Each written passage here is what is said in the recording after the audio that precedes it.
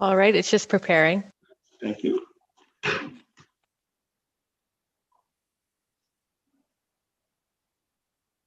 And you're live, Your Worship.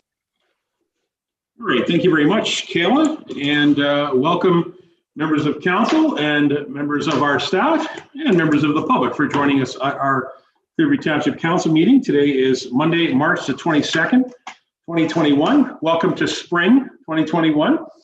And it's a beautiful day. The sun is coming in here in my office window, just so you know. And I have Venetian blinds, so it's not perfect. So that's why I got these blinds on me, but whatever. So I'm not going to complain. I enjoy the sun coming in. All right, council. So we've got a pretty good agenda here today. We also have some delegations that we're going to be presenting to us today. So how about we get started? I will call the meeting to order. And first item is closed session, which we did not have a closed session today. So our second item is our approval of the agenda. Recommendation be it resolved that Council of the Township Clearview hereby approve the agenda dated March the 22nd, 2021 as presented. I have a mover and seconder on the floor, please. If I may, Your Worship, I would like to make an amendment to the agenda. I would like to add an item called 11.2, okay. which is going to be amendment to the Huron tractor application. Thank you.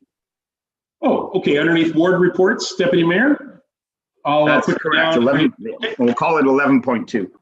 Got it. Okay, council. With that small adjustment there, the Deputy Mayor has a motion he wants to bring forward in ward reports. All right, so I'll call again then a mover and a seconder on the motion as amended. So that'll be Mr. Broderick and Mr. Walker. Anything further? All right, you've heard the motion. It's been read for an agenda as amended. I'll call the motion. All those in favor? And that motion carries. Thank you very much, council. All right, item 3 is our disclosure of pecuniary interest. Is there any member with any disclosures at this time? Disclosures of pecuniary interest? All right, seeing none. If anything comes up during the council meeting, please bring it forward. We'll deal with it at that time and deal with it accordingly.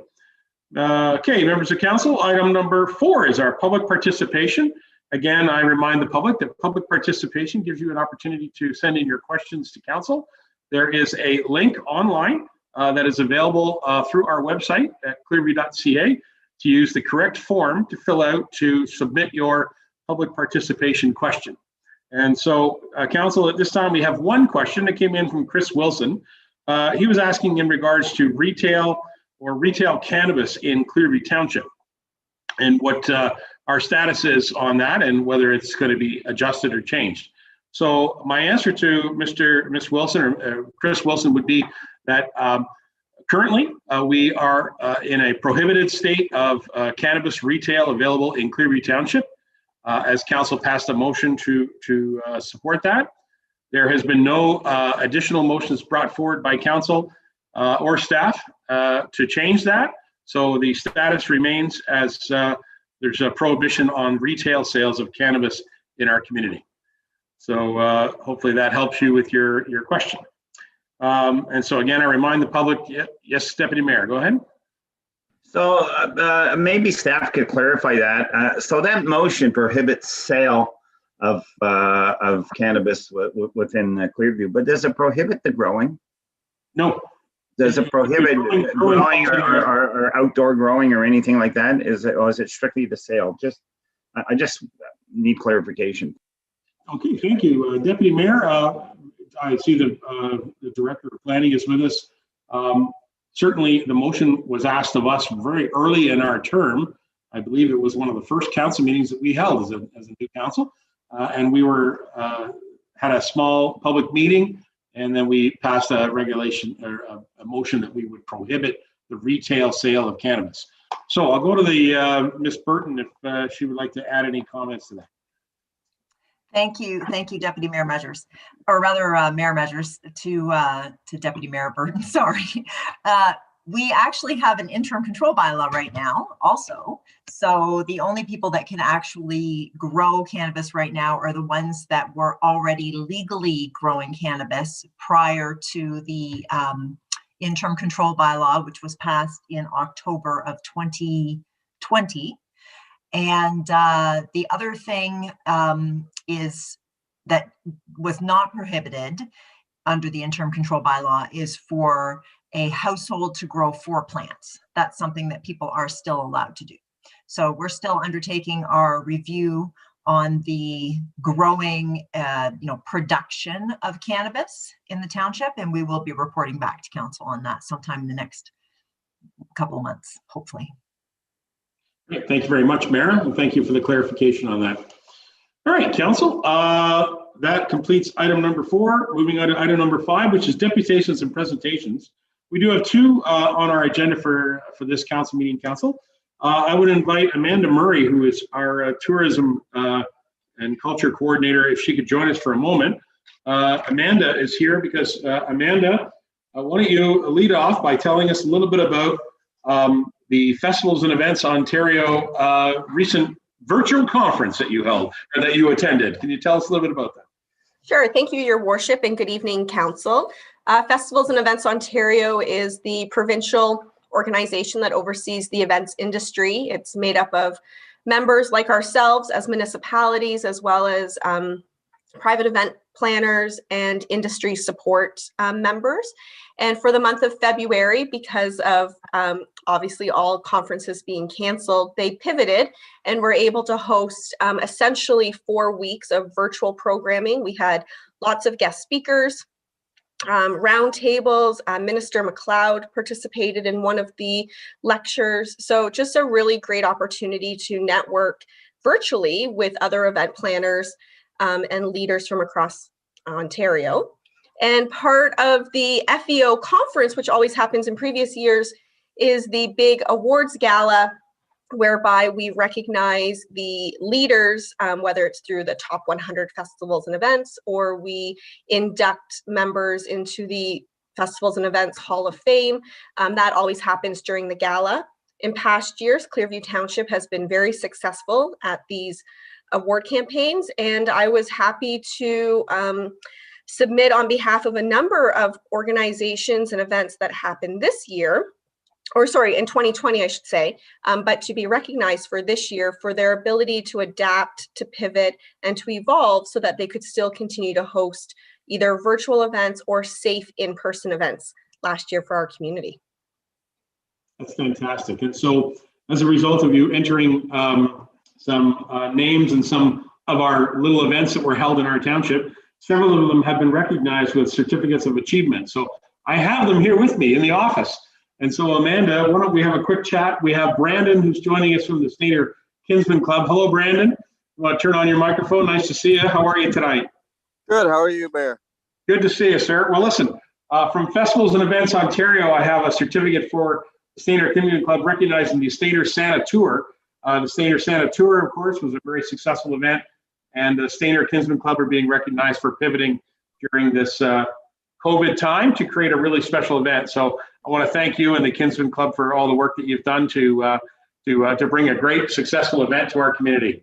Oh, we're always happy to help and get out.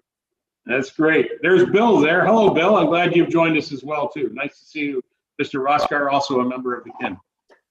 Thank you. Hello there. Thank you for joining us. So, Amanda, we have other events in our community, too. This one is actually called Christmas in the Valley. So Christmas in the Valley was held down in Creemore, and that was a really successful event. That was part of the tree lighting or the tree walk they held in and around Creemore. And so Christmas in the Valley was also recognized. I don't think we have anybody on board right now, do we, Amanda? Yes. I believe we have Mary Boyd on behalf of Mary's the here. Yes. Tree Society, which the Christmas in the Valley was a full weekend, and it had the tree stroll on the Friday night, and then the stationary Santa Claus parade, which was hosted by the Creemore BIA and the businesses in the downtown village. It was great, and Mary's on board with us, so thank you, Mary, for all your volunteer efforts as well. The Festivals and Events Ontario are recognizing Christmas in the Valley as an event that pivoted also, so congratulations to that group of volunteers, and thank you for your amazing effort. Also, speaking of always lots of fun in our township, Amanda, Canada Day and our social distancing celebrations in Clearview, that was something that was put together. This was being recognized as well, put together by the Clearview Chamber of Commerce. Kelly is here. Hello, Kelly. How are you? Hello. Yeah, nice to see you. Well, listen, congratulations, Kelly, and all your members of the chamber for putting together a Canada Day social distancing and celebrations in Clearview for Canada Day. It was a great event, and I was really glad to see all the red and white, of course, and all the flags. And we even had a little tour around town. I know it was a little impromptu. Our ever-present volunteer Manfred was driving his little truck around town that day. So that was a great event. And congratulations to you and your volunteers. Festivals and Events Ontario has recognized you as well. Thank you very much. Yeah. Amanda, I'd like you to speak about this one. This is Taste of Clearview. This was a terrific event. Well, thank you, Your Worship. So the Taste of Clearview was our new campaign to promote the 21 restaurants that we have in Clearview that are independently operating. And it was just right at the very end of patio season. So it was from Thanksgiving weekend until the second week of November. Just trying to get people, our local residents and around the area into our restaurants, cafes, and pubs. We partnered up with Creemore Springs Brewery to do some beer pairing features. And it was just a great opportunity. So that this particular award is just to recognize the 21 restaurants that really made a substantial effort this year to have a safe, welcoming restaurant environment for their guests and customers to come back in. So happy to share that with all of our partners. It was a great event and a great opportunity to go try some restaurants that perhaps people hadn't tried or get some takeout from some of these restaurants too. So it was really great, really creative event, and congratulations to all the restaurants that participated in that. So I just have a couple more here I want to share with council. Festivals and Events Ontario has further recognized once again the Small Hall Festival. So Amanda, we really didn't have a festival this year, but we did do a little bit of recognition on the fact that we have volunteers that have served our committees for many, many years, all of our small hall boards. And so this little award is to acknowledge the work that they continue to do, as well as the great work on the little video that was put together to promote small halls. And we are certainly planning on a festival for this year. Isn't that right, Amanda? Well, I certainly hope so. This obviously is, it's hard to plan during a pandemic, but to your point, Mr. Mayor, the work and the effort that the volunteers do, even when there is no event, but they're still so committed. So I'm really happy to share that Small Halls Festival video, which was just a 1-minute highlight, just to give thanks to the legacy of the hall. So it was a good thing for our province. I think what's important to state, though, is that Festivals and Events Ontario continue to recognize the Small Hall Festival as a very important event here in Ontario. So it's a great recognition, a difficult year for sure, but certainly nice to be recognized by Festivals and Events Ontario.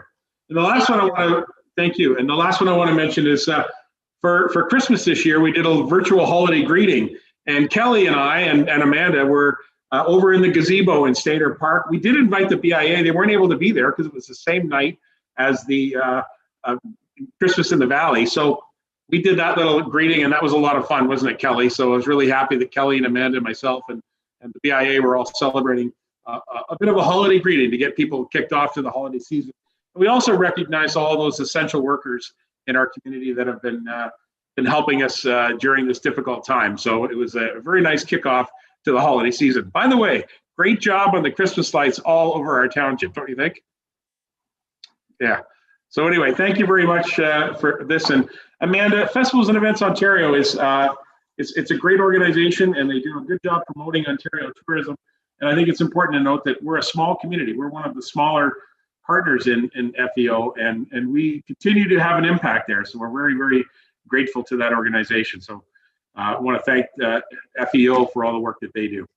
Amanda, you got anything else you want to add? No, just thank you very much. Thanks to all the volunteers that were able to join, and for continued partnerships. Looking forward to a successful 2021. And thanks, members of council, for letting us share our success with you tonight. Right on. Thank you. Thank you, Kelly, Brandon, Bill, Mary. Thank you for joining us here tonight in our council meeting.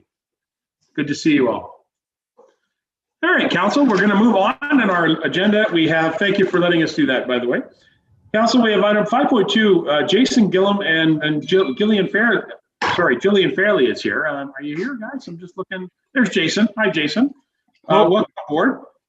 Georgian Bay Innovative and Technology Accelerator. And I'm going to give the floor straight over to you, Jason, if you want to pick up and tell us a little bit about this presentation.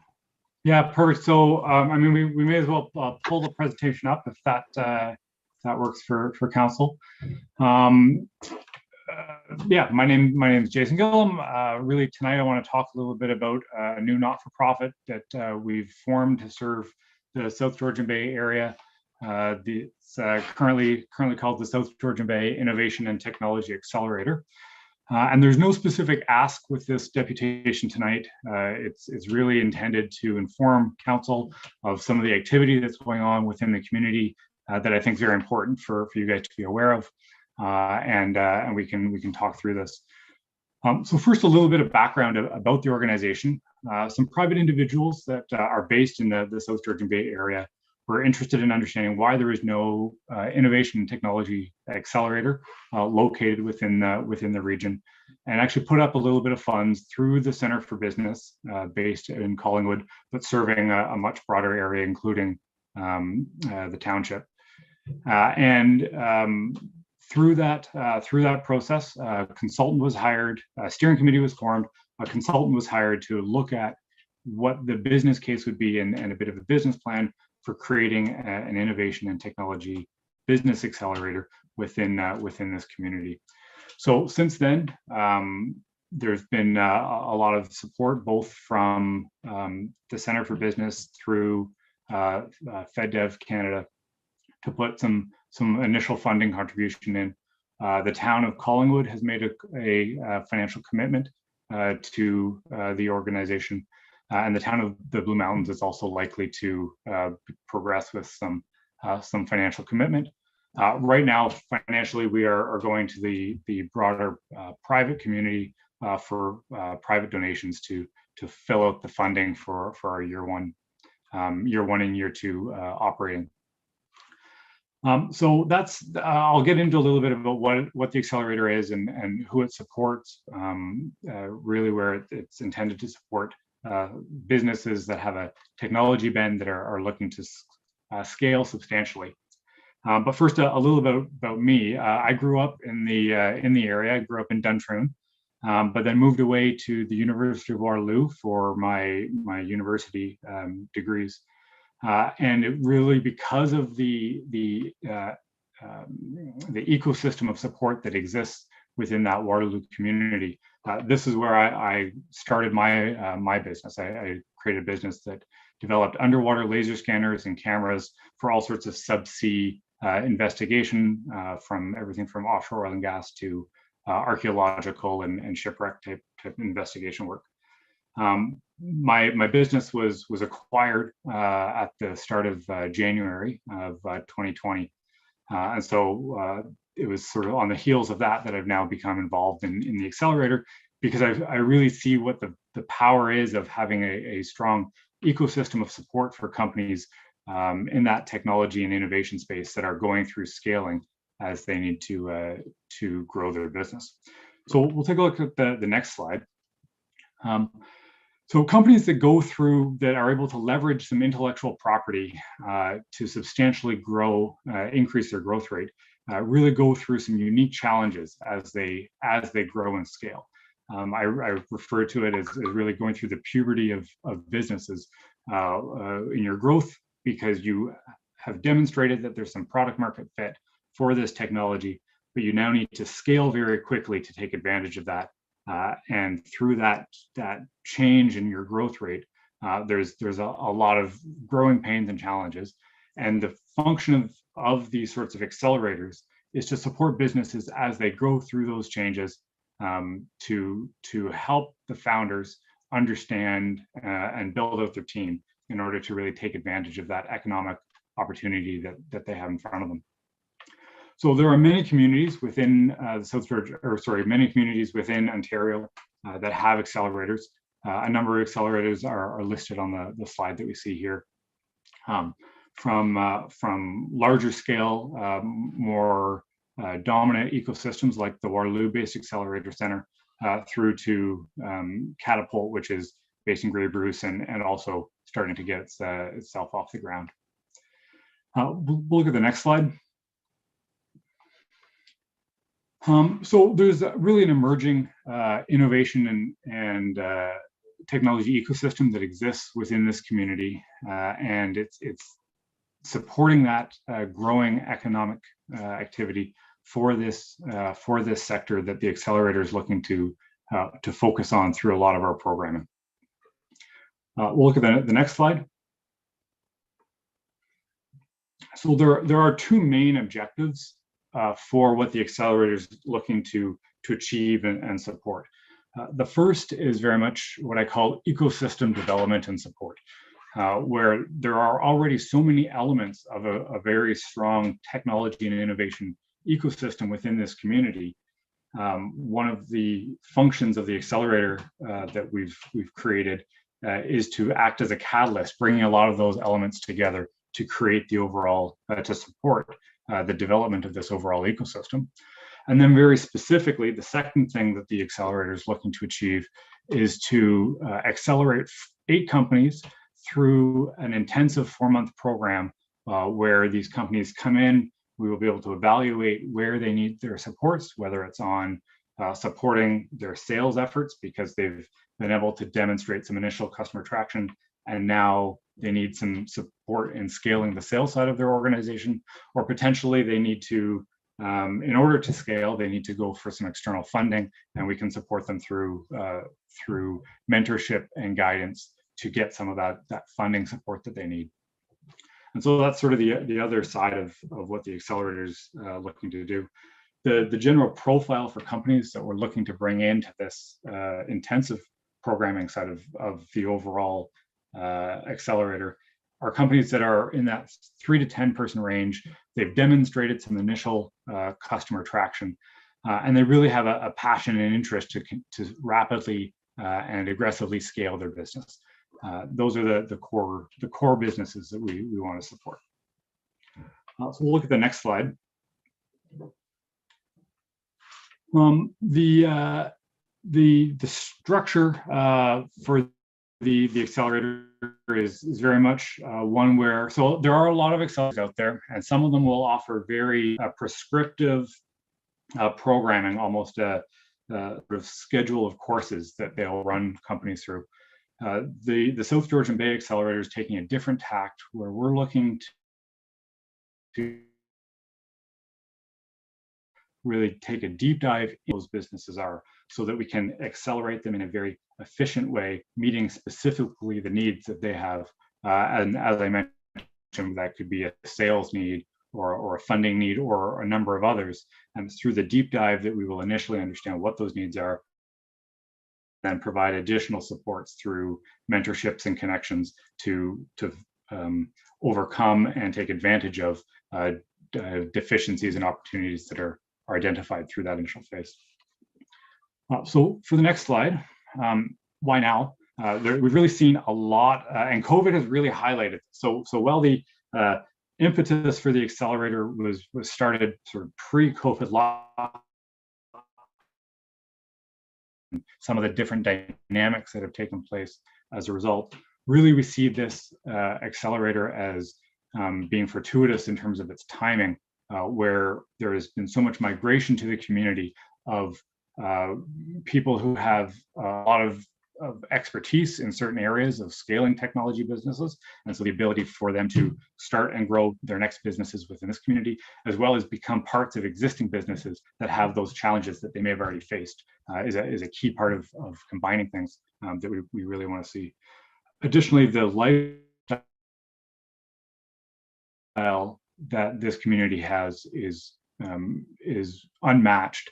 And so that ability to attract people into the community and say, look, if there's anywhere where you can start your innovation and technology business, here is a great place just because of the lifestyle. But then the accelerator can build out all of the other elements that are needed in a compelling tech ecosystem, like I was able to take advantage of in the Waterloo community.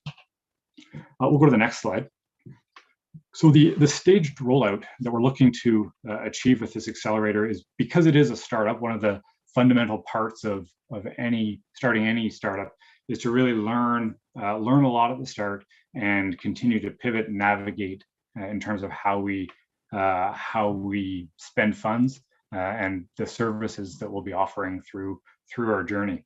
So this first stage is very much an initial test of what the market is, both in terms of the companies that we're able to attract into the programming, as well as our delivery of that program that we're able to bring for them. Fundings that have been secured through the Center for Business Enterprise and Development. There's $100,000 secured for this first year. And as I mentioned, the towns of Collingwood and Blue Mountain, we're seeing a $200,000 commitment come through there as well. As we scale out and build this accelerator, that's when we will start to move into physical space and more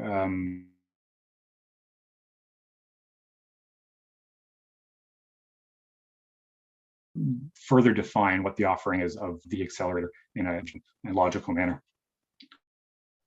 Moving to the next slide. So off the top of the presentation, I talked a little bit about how the accelerator was formed and how it's progressing. We're now really into that grow and govern stage where we have the entity in place. I've been engaged as currently on contract for a founding managing director, and the next stages are attracting the right businesses into that accelerator, as well as going for some private funding that we're expecting we'll be able to obtain over the coming months. Looking at the next slide, the measuring successes and what we want to do, there are a number of different means that we'll be measuring success on, but really the two key elements being the number of companies that we're able to accelerate through our intensive programming, as well as what is the total job creation, as well as profitability that those companies are able to start to see from an increased standpoint by coming through this programming and supporting them on that growing that experience where they grow very rapidly. If we go to the next slide, on the budget side of things, really one thing to highlight, I think, is that municipal contribution in year one of $200,000 that has been committed from the town of Collingwood, and we're seeking to have the town of Blue Mountains contribute some to that $200,000 commitment. In future years, that's when I suspect we might be able to have further conversations with this council on additional investment into the organization. We'll go to the next slide. So in terms of a return on investment, there is a substantial return on investment these sorts of accelerators have demonstrated to be able to achieve within other communities, and it should be similar within the South Georgian Bay community as well. What I'd like to do now, actually, just we'll skip on to the final slide where I really want to talk about the next steps for the accelerator. So as I mentioned, there's some private funding investment that we're looking to attract right now. We will be defining some of the programming and company support with some more specificity over the coming weeks before rolling it out. And really then it's about beginning to support the businesses and beginning to onboard mentors. And we've had some already initial applications to that intensive programming, and a lot of interest in both businesses that want more ad hoc support, as well as mentors that will be supporting the businesses and part of this ecosystem as we develop it. Happy to take any questions, but really appreciated your time, and I look forward to updating everybody on the progress that we'll make over the coming years. Well, thank you, Jason. That's a lot of information there, and really glad to see that you've got this program up and running. Congratulations, by the way, on I guess you're the new exec or the first exec for this. So good job on that. I'll ask if there's members of council who have any questions that they'd like to ask. Councillor Patterson, go ahead. Yeah, thanks for the presentation. It's actually, thanks for presenting the opportunity. It's good to see. Any of the private funding coming in, does it eventually manifest itself as an investment position in any of the companies, the startups? Jason, you with us? Your picture froze up a few times there. Go ahead. Okay. The short answer is no. Any private funding coming through the not-for-profit is going to go to supporting the businesses in a non-dilutive manner. So there will be no equity. Is some discussions around potential funds and other dilutive funding opportunities that we will spin off to the side of the not-for-profit, but the short answer is no. Okay, one last one. Sure. What's primarily what you've seen in the region, and what because you lived here, how broad are you looking at? Agriculture, high tech. What are you looking at in terms of the marketplace and the impact of not having full broadband infrastructure? How does it affect your or limit your program these days? Yeah, so the intention is that we are sector agnostic, but stage specific.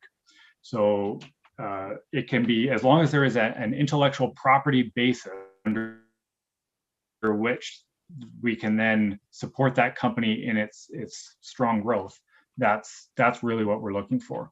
And so it's those companies that are at that sort of pubescent stage of their growth, as I talked about, that really need to say, we can take this intellectual property, whether it's agriculture based or food based or deep tech, like a robotics system. Those companies can all benefit and come through the program. All right, very good. Thank you, Tom. Are there other members of council with any questions? Councillor Leishman, go ahead, Connie. I was thinking that this is a good program for the Economic Development Committee to be looking at and give us council an idea of what we should do. You'll have time to look into it a little more closely than the whole of council will. So, and I think that's something that maybe Jason can work with our Economic Development Committee and figure out how we can get involved in this somehow. All right. Thank you very much, Councillor. In fact, I was, when it came around to my turn, I was going to ask if we could do that as well. If perhaps we could refer this to the Economic Development Action Committee, and we'll have a discussion there. Jason, maybe we'll even have you back for 15 minutes to talk to our EDC membership, or you could forward us some information that our volunteers in the EDC committee could take a look at. They are an advisory committee, Jason, so it'll be one of their tasks to perhaps review this material and other opportunities, and then make recommendation to council at the time of our budgeting process, so that we can, have a better understanding of what that type of impact might be, which kind of speaks to what Councillor Patterson mentioned in regards to agriculture or high tech or those type of things, because there's a lot of issues, not just connected to this issue. There's a lot of EDC issues that they need to talk about. So, all right, thank you, Councillor Leishman. Are there any other members of council who would like to ask a question of Jason? Or if there's any members of our staff have any questions? I'm just looking to see if they wanted to join us. Listen, Jason, thank you very much. I really appreciate that. One further thing is I will bring this topic to the mayors and CAO roundtable that Mayor Saunderson is organizing, and I'll bring that up there. We'll have a quick conversation there with the mayors and CAOs as well. So, all right. Anything further? Okay. Well, thank you very much, Jason, for joining us here on this beautiful Monday night, and enjoy the rest of your evening. And thanks for coming in and telling us a little bit about the program. Great. Thanks, everyone. Okay. All the best, Jason. Thank you. All right, council. That finishes up our deputations and presentations section of the meeting. Item number 6 is our public meeting, which there are no public meetings tonight. And so we'll go right to item number 7, approval of the minutes of our council meetings. Council, we have 2 meetings to approve, and then I'll call for a mover and seconder. Recommendation be it resolved. The council of the Township of Clearview hereby approve the minutes of the council meetings as presented March the 2nd, 2021, and March the 8th, 2021. A mover and seconder on the minutes. Can I have that? Okay, I'm going to take Deputy Mayor Burton and Councillor Lamers and go directly to Councillor Leishman. Go ahead, Connie. Thank you. I cannot vote on March 8th. I was not here for half the meeting. Well, that's fine. Appreciate that.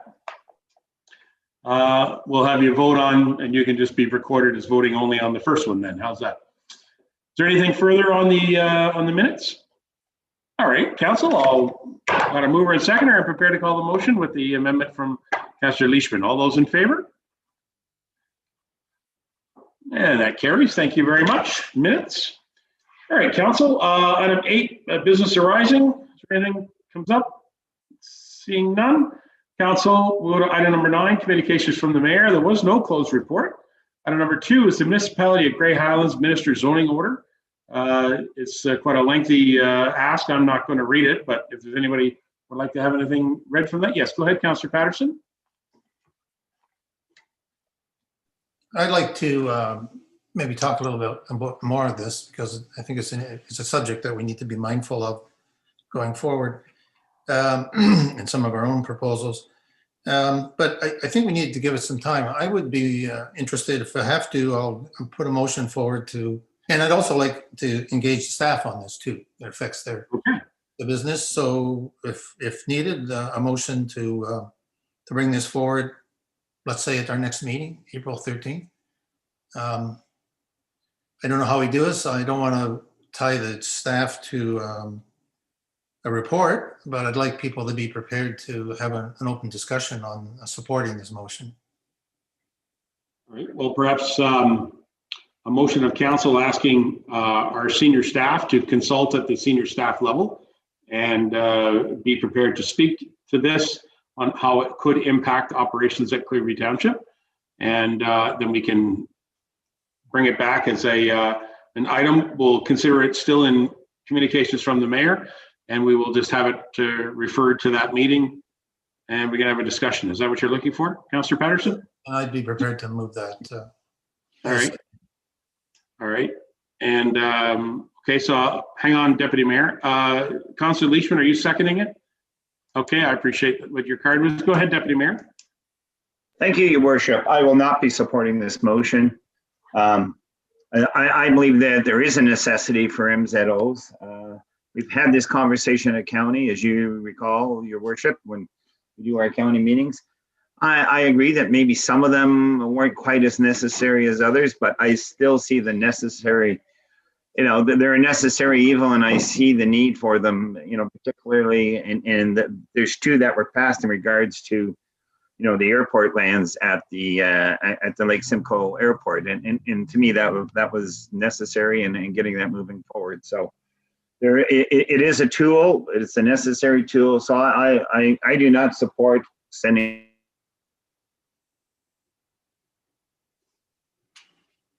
You know what the computer thought of that statement.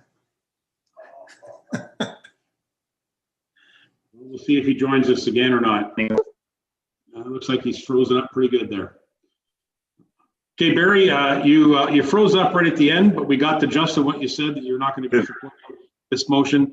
And the motion actually is from Councillor Patterson, just to send it to senior management, and it'll have to be returned to the council table on the April. Tom, what's the date there? Would that be the 12th or 20? When is that? I don't have it right in front of me. It would be April 12th. 12, there you go. That is the date. Is that okay, Councillor Patterson? Mr. Deputy Mayor, go ahead. Yeah, because I'm not supporting the motion, I don't see the reason for putting the burden, another burden on staff for reports. Yeah, I understand. Yeah. Does anybody like to speak to the motion? Anybody like to speak to it? I'm going to speak to it. I'm also not going to be supporting this either. I will not be supporting it. I think that there is a place for it. And while I appreciate the input from our staff, I've had these conversations with our staff, and it is a necessary tool, part of the ability of the province to support the wishes of municipalities who wish to have minister zoning order. So I'll be voting in the negative on this. Council, I'm prepared to call the motion if you are. All those in, yes, Deputy or Mr. McKechnie? Go ahead. I just like the motion reread, that's all.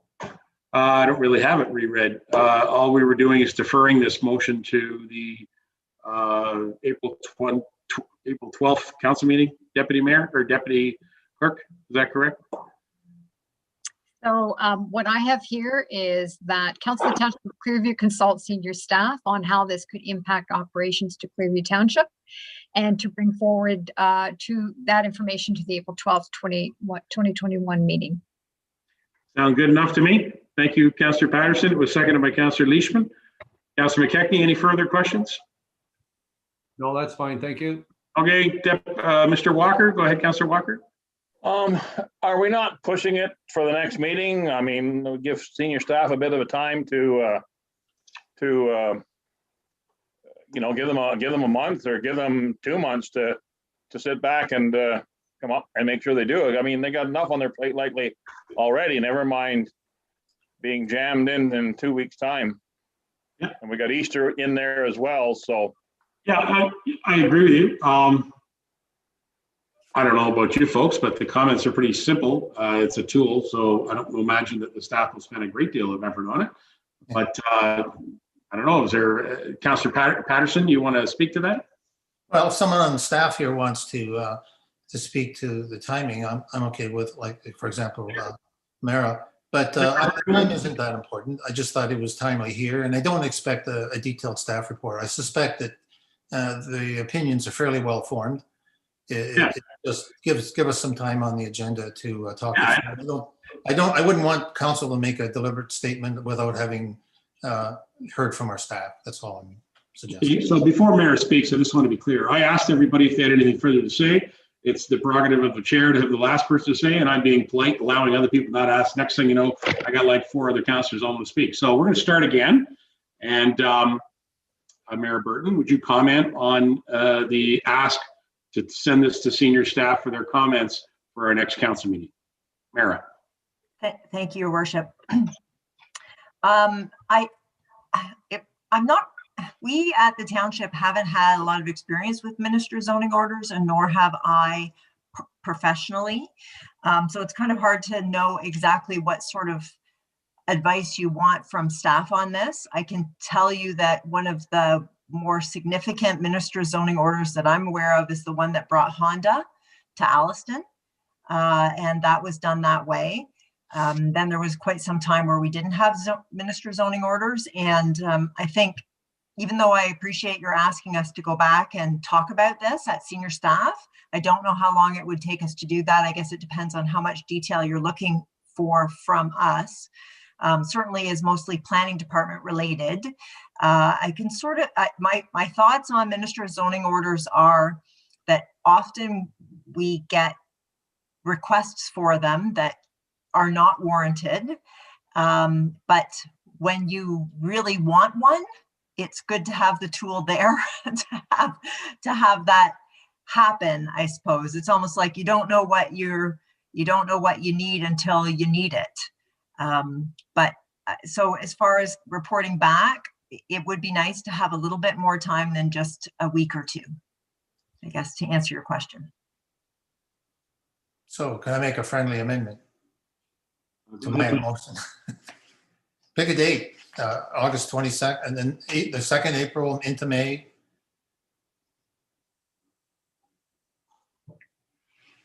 My motion was, my comment was to staff if they need a little more time. Ms. Clerk, what would you suggest? Could we just amend the motion to say just be brought back to a future council meeting? In a timely manner. Sure. Yeah. Fair enough. Yeah, Ms. Leishman, you're comfortable with that amendment as well? Okay, thank you. All right. Council, any further questions now you've heard our staff? Anything further? Again, I'm prepared to call the motion.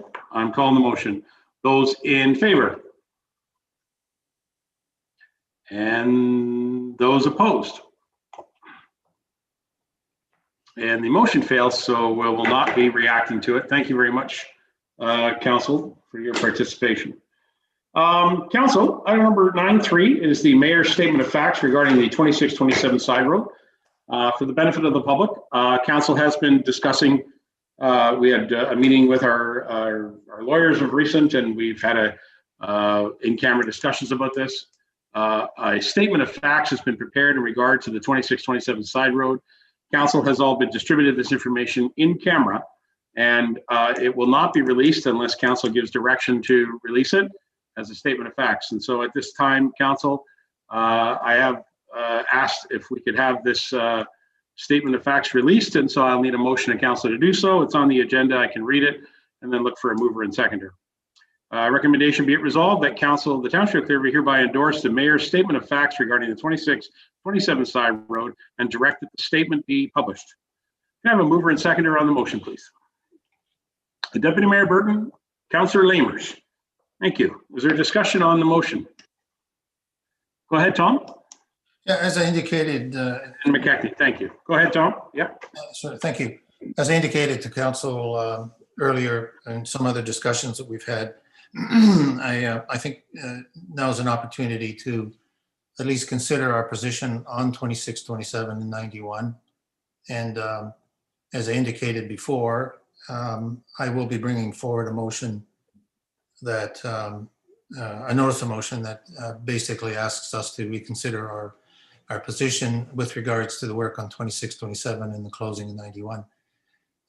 More on that.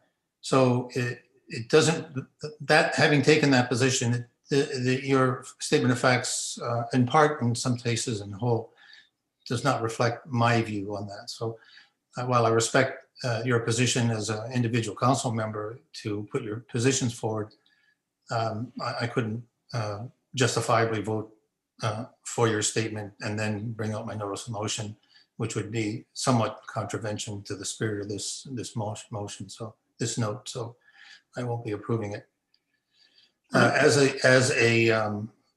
council position. But I encouraged you, as I did in an email to you earlier, that you should be sending it out as your own position as mayor. I think it's totally acceptable. I understand the condition. You might want to explain that, why you're in that predicament, but I support your individual effort to try to get something out as the mayor. I appreciate what you're saying, Councillor Patterson, and I'll speak to that following council's rounds. But thank you, Tom, for that encouragement. Councillor McKechnie, you're next. Is there anybody else? Just looking around. Councillor Burke or Deputy Mayor Burke. Okay, go ahead, Doug.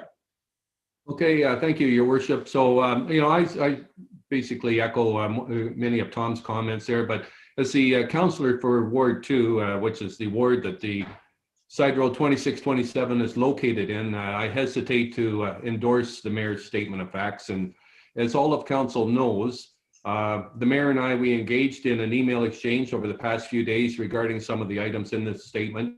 And I'm not disputing the statement. However, my interpretation of a couple of the items may differ from the way the rest of council understands it.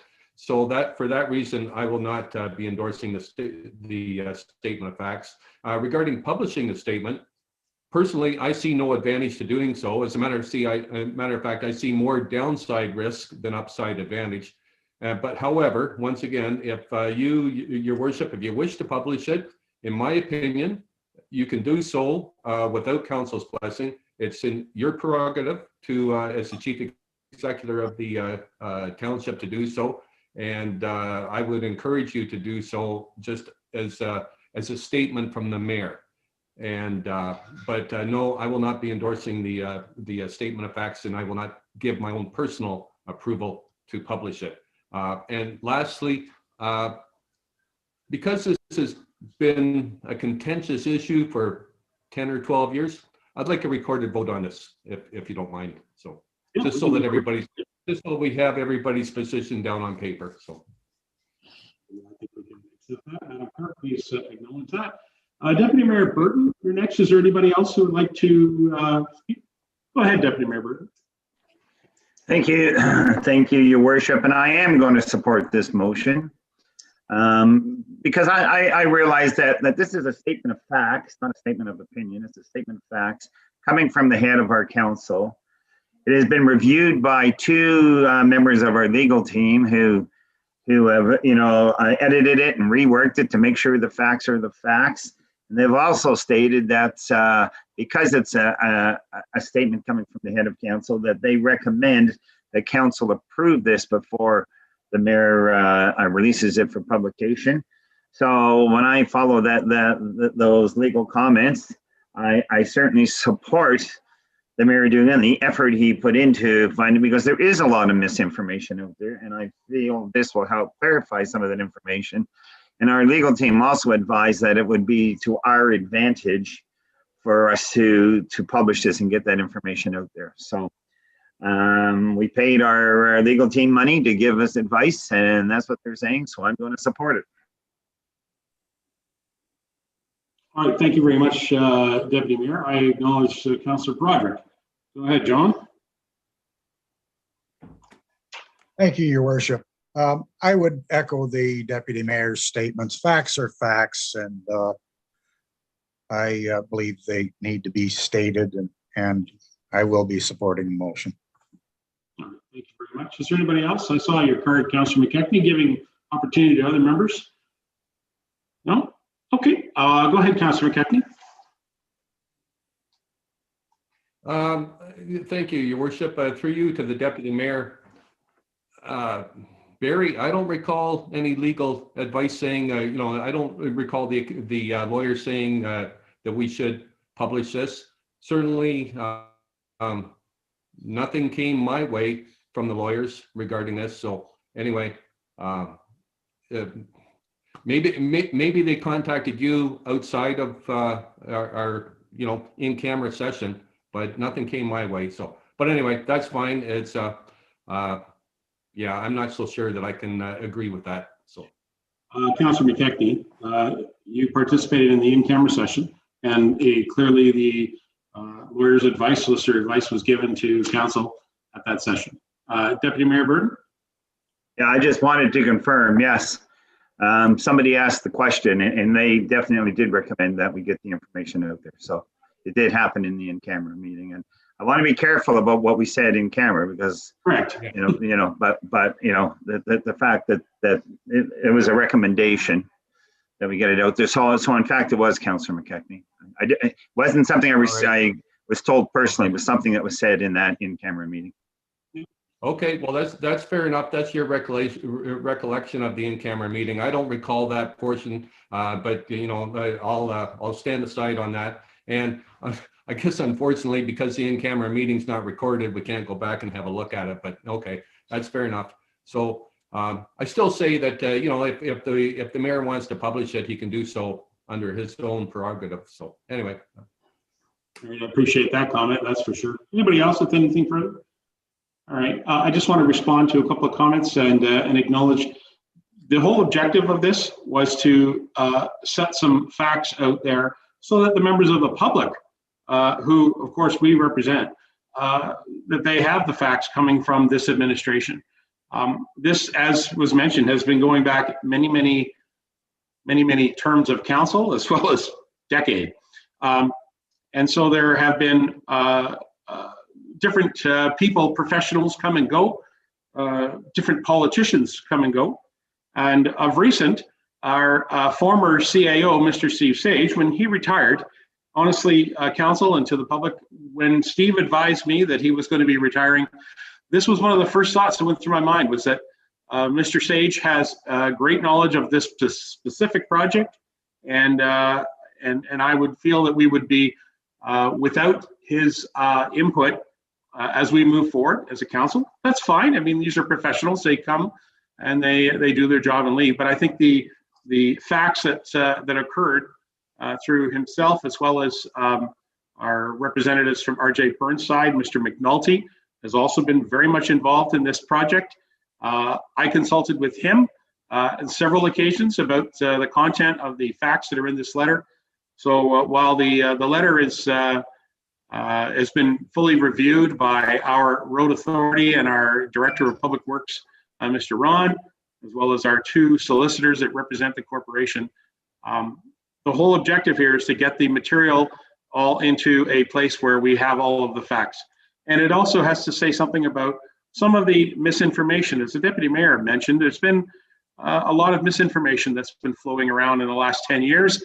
and perhaps people have either forgotten or perhaps never knew some of the facts. And so we want to make sure that the facts about this project on how the 2627 is a road infrastructure within the township of Clearview, and we want to make sure that it's delivered. So this has been quite a work in progress. It has, honestly, council and the public has been occupying a lot of my time, and so I honestly want to get past this so that I can continue on to do the other great work that we need to do here at the township, because this has been ever since I saw things being published in various newspapers and on websites and spoken at meetings that were completely incorrect. I wanted to make sure that we get the correct information of it.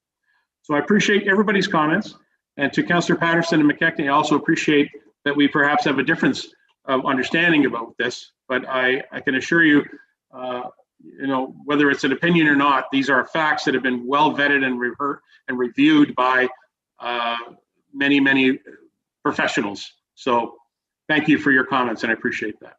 Members of council, I'll wrap this up, and I'll ask for, we've got a mover and seconder on the floor. So we've got nothing further. I'm going to call the motion. Those in favor?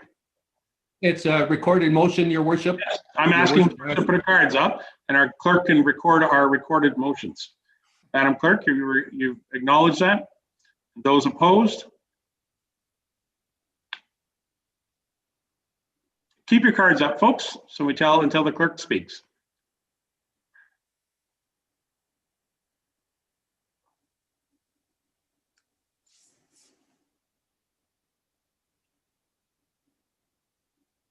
Okay, so we have the recorded vote is for the yay is Councillor Deneen, Councillor Broderick, Councillor Walker, Councillor Leishman, Councillor Lamers, Deputy Mayor Burton, Mayor Measures, and for the nay is Councillor McKechnie and Councillor Patterson. So the motion carries. Thank you very much, Madam Clerk. I appreciate that. And thank you, Councillor McKechnie, for reminding us. There's one advantage, I guess, to us doing this meeting in telecommunications is people can see the cards quite clearly, as so can the clerk too. So thank you. All right, council, we'll move on. Next item is recommendation be it resolved that council attention hereby receive the communications from the mayor for information. You can have a mover and seconder on that motion. Mover and seconder on that. Leishman and Deneen. Leishman and Deneen. Anything further? All those in favor? And any opposed? All right, motion carries. Thank you. County reports for information. Deputy Mayor Burton, would you like to speak about the bursaries, or would anybody have any questions about that? Barry, I think you were involved. Actually, I have several things to speak about for the county report. So go ahead. So I'm going to start off by talking about what's going on at NEC, since I am the county of Simcoe representative sitting on the Niagara Escarpment Commission. So, and this is something that particularly applies to Clearview.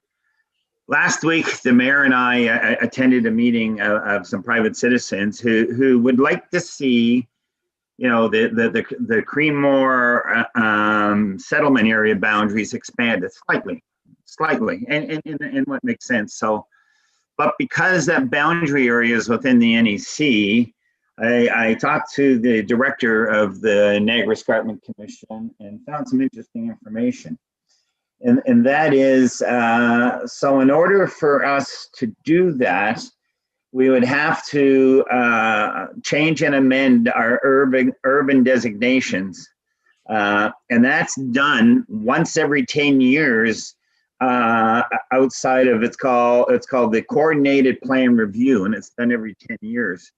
So that creates a problem if we want to do something, and it sort of holds things up. So as a result, I put forth a motion, and I'll read it to you quickly. It's not exactly word for word, but this is the gist of the motion. That the Minister of Natural Resources and Forestry request introduction of legislation to the Ontario Legislature to permit changes to urban designation outside of the Coordinated Plan Review. What that means is we should be able to apply to have those changed without having to wait 10 years, that we should be able to put them up.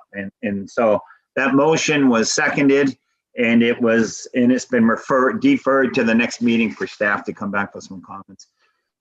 The comments I did have with talking with the director, and she has been in contact with the ministry over this previously. So apparently the ministry and the minister is aware of this situation, and we're not the only municipality that is wishing to see some changes made in it. So there seems to be a will but we have to get it through the Niagara Escarpment Commission first, which hopefully will happen at the next meeting. And then it has to go, and then the minister has to take it, and the minister has to present it. So, I mean, it could be a year or longer before this actually happens, but it's time to be preemptive and do something, because our next review would be 6 years from now, which would, if we wanted to expand, the Creemore settlement areas within the Niagara Escarpment area would create a problem for us to have to wait 6 years. So that's where we stand on that. Then I want to talk about the bursary program that the county is offering. It's up to $3,000 for any student within Simcoe County. That would include any student within Clearview that will be moving on to secondary education above and beyond their grade 12, and that would be great. So hopefully, if you know anybody, please tell them to contact the county. They can send them the applications or anything they need. There's up to, I believe it's up to 30 applications they're going to be or bursaries they'll be putting out. And the other motion I'd like to say or the other thing that happened at county at the last meeting, as you know, that we passed the motion here at Clearview at our last meeting to request the reduction of speed on County Road 91 as it approaches into the Duntroon area, and that went in front of county. And I was happy to say that we were able, the mayor and I were able to convince some of our fellow county councilors to support that, and it got passed. And it'll be up tomorrow to be ratified. Hopefully it gets ratified tomorrow, and that'll give them direction to go ahead and do that. And then the other comment I wanted to talk about on the county report is the fact that, the long-term care facilities, which, we own 4 of them within Simcoe County, have done an amazing job over the last little while, especially with this COVID. Our staff have just been, tirelessly working to support our residents. And there's a lot of residents in there that don't have electronic devices for communication. And so they are asking for donations for smart TVs. And so I would like to put forth a motion that's a recommendation that the Council of Clearview purchase and make the donation of a 40-inch smart TV to be donated to Simcoe County's long-term care facilities with a maximum up cost of $500, and the funding to come from our community grants. Thank you very much, Deputy Mayor, for that motion. Before you go on, I'd like you to bump that up and make it $700, because a good smart TV for $500, I don't think would last that long. I think you should get a better one they could if they could. I will support $700, absolutely. $700, and so I'll look for a seconder on this motion that's on the floor. Councillor Denis, thank you, Councillor Denis. Does anybody like to have a question on that? Yes, Mr. Walker, go ahead. Yeah, thank you, Your Worship. Reading their information, are they looking for larger ones, or are they looking for smaller ones that individual residents can, iPads that can have and hold and talk to families? Or I got that they were looking for smaller units as well. Yeah, just a question. Yeah, I got that too. I think there's quite a blend of technologies being applied across different long-term care facilities. Some of the laptop or the iPad type things are being used even by our paramedic crew who do those visits, and so they use that as well. So there are different technologies available, but as I understand it from the Miss Sinclair, she was looking for TVs that were going to be part of the infrastructure in the long-term care homes that they could move them around. So Barry, go ahead. You want something to say? Yeah, in their request, it specifically says, the county homes are seeking donations for smart TV, preferably 40-inch or greater.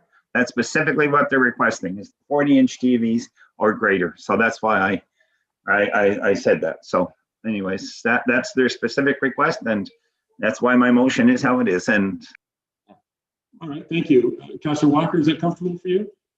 Yeah, yeah, okay. If I may, Council, I'd like to ask, perhaps through our treasurer, I think she's on board here, Kelly, if she could coordinate with the County of Simcoe and arrange for whatever they're looking for to help them out, and just to stay within the parameters. If you would, in the absence of a CAO right now, would you be able to take that on as a little project? Absolutely, Your Worship. Okay, thank you, Kelly. Council, is there anything further you'd like to add? All right, then I'm prepared to call the motion. All those in favor? And that motion carries. Thank you very much. All right, thank you, Barry. Anything further on your report in regards to the county? No, you've turned your mic off, but you've got your mic on mute there, friend. That's okay. Not for the county, but when we get to ward reports, yes. I have an 11.2 to bring up. I've got you down there for sure. So I just want to supplement or back up your comment in regards to our County 91 speed reduction. Councillor McKechnie, thank you for sending me that message right after the meeting was in. I appreciate you and the folks in and around Duntroon tuning in to our county council meeting, and thank you for the encouragement. I know that it was not a unanimous decision, as you saw, and I respect members of our county council for their decisions that they each make. But I think it was well thought out and well presented by the councillors, and so I appreciate their comments and their support for our community to have this reduction. Okay, now that of course also brings me to, we are still awaiting Mr. Perot and Mr. Ron to bring us our comprehensive study about our own community. So I sure hope that comes soon, because then we'll have a good discussion across some Clearview roads that need to have some questions brought forward. So I know we're still waiting for that. Okay, that's it for county reports at this time. There's no motion at that point, but thank you for that information, Deputy Mayor. I'm going to go to our ward reports now. So at the top of the screen, I see Councillor Walker. You're up first, and then Councillor Denis. Go ahead, Councillor Walker. Thank you, Your Worship. Not a whole lot. Youth committee is next month, other than I YouTube the hall board meetings of Duntroon, evening and Sunday corners. It was nice just to sit back and listen and write their comments down and listen to some of their possible solutions and information. That's it. Thank you very much. I believe they have been very good meetings. And congratulations to Terry and his team for putting those together. Councillor Deneen, you're next, and then Councillor Broderick. Go ahead, Phyllis. Thanks. So at the Nottawa Hall, we now have a scrap metal donation bin. And I was there Saturday just making sure the sign was ready to go. And there was a steady flow of people coming and going. And we also have an opportunity that we've decided that if you have a bicycle that somebody's outgrowing or you're not using anymore, rather than throw it in the scrap bin, we just want you to park it along the side. And we're calling it Have a Bike, Leave a Bike, Need a Bike, Take a Bike. I've personally seen 2 bikes come and go, which is really great. Yeah, so I really like to thank all the people that have come and gone, and it's getting there. It's really nice to see. Also, just for those interested, our Nottawa Hall special meeting, I believe, is going to be on March 31st, and you can watch it live on YouTube. We're talking about starting, I believe, at 6 o'clock that night, and the Parks and Rec will be doing a presentation, and everybody's invited to watch that and look forward to comments afterwards. And that's good for me. Thanks. Thank you very much, Councillor Deneen, and it is good that we have the scrap metal bin there as a fundraiser for the hall. Good job. Councillor Broderick, you're next, and then Councillor Leishman. Go ahead, John. Thank you, Your Worship. March the 9th, I attended the Clearview Accessory Advisory Committee meeting. On the 10th, of course, we all attended the blog training session with all of council. The 16th was the library board meeting, and the 17th attended the Clearview Chamber of Commerce meeting.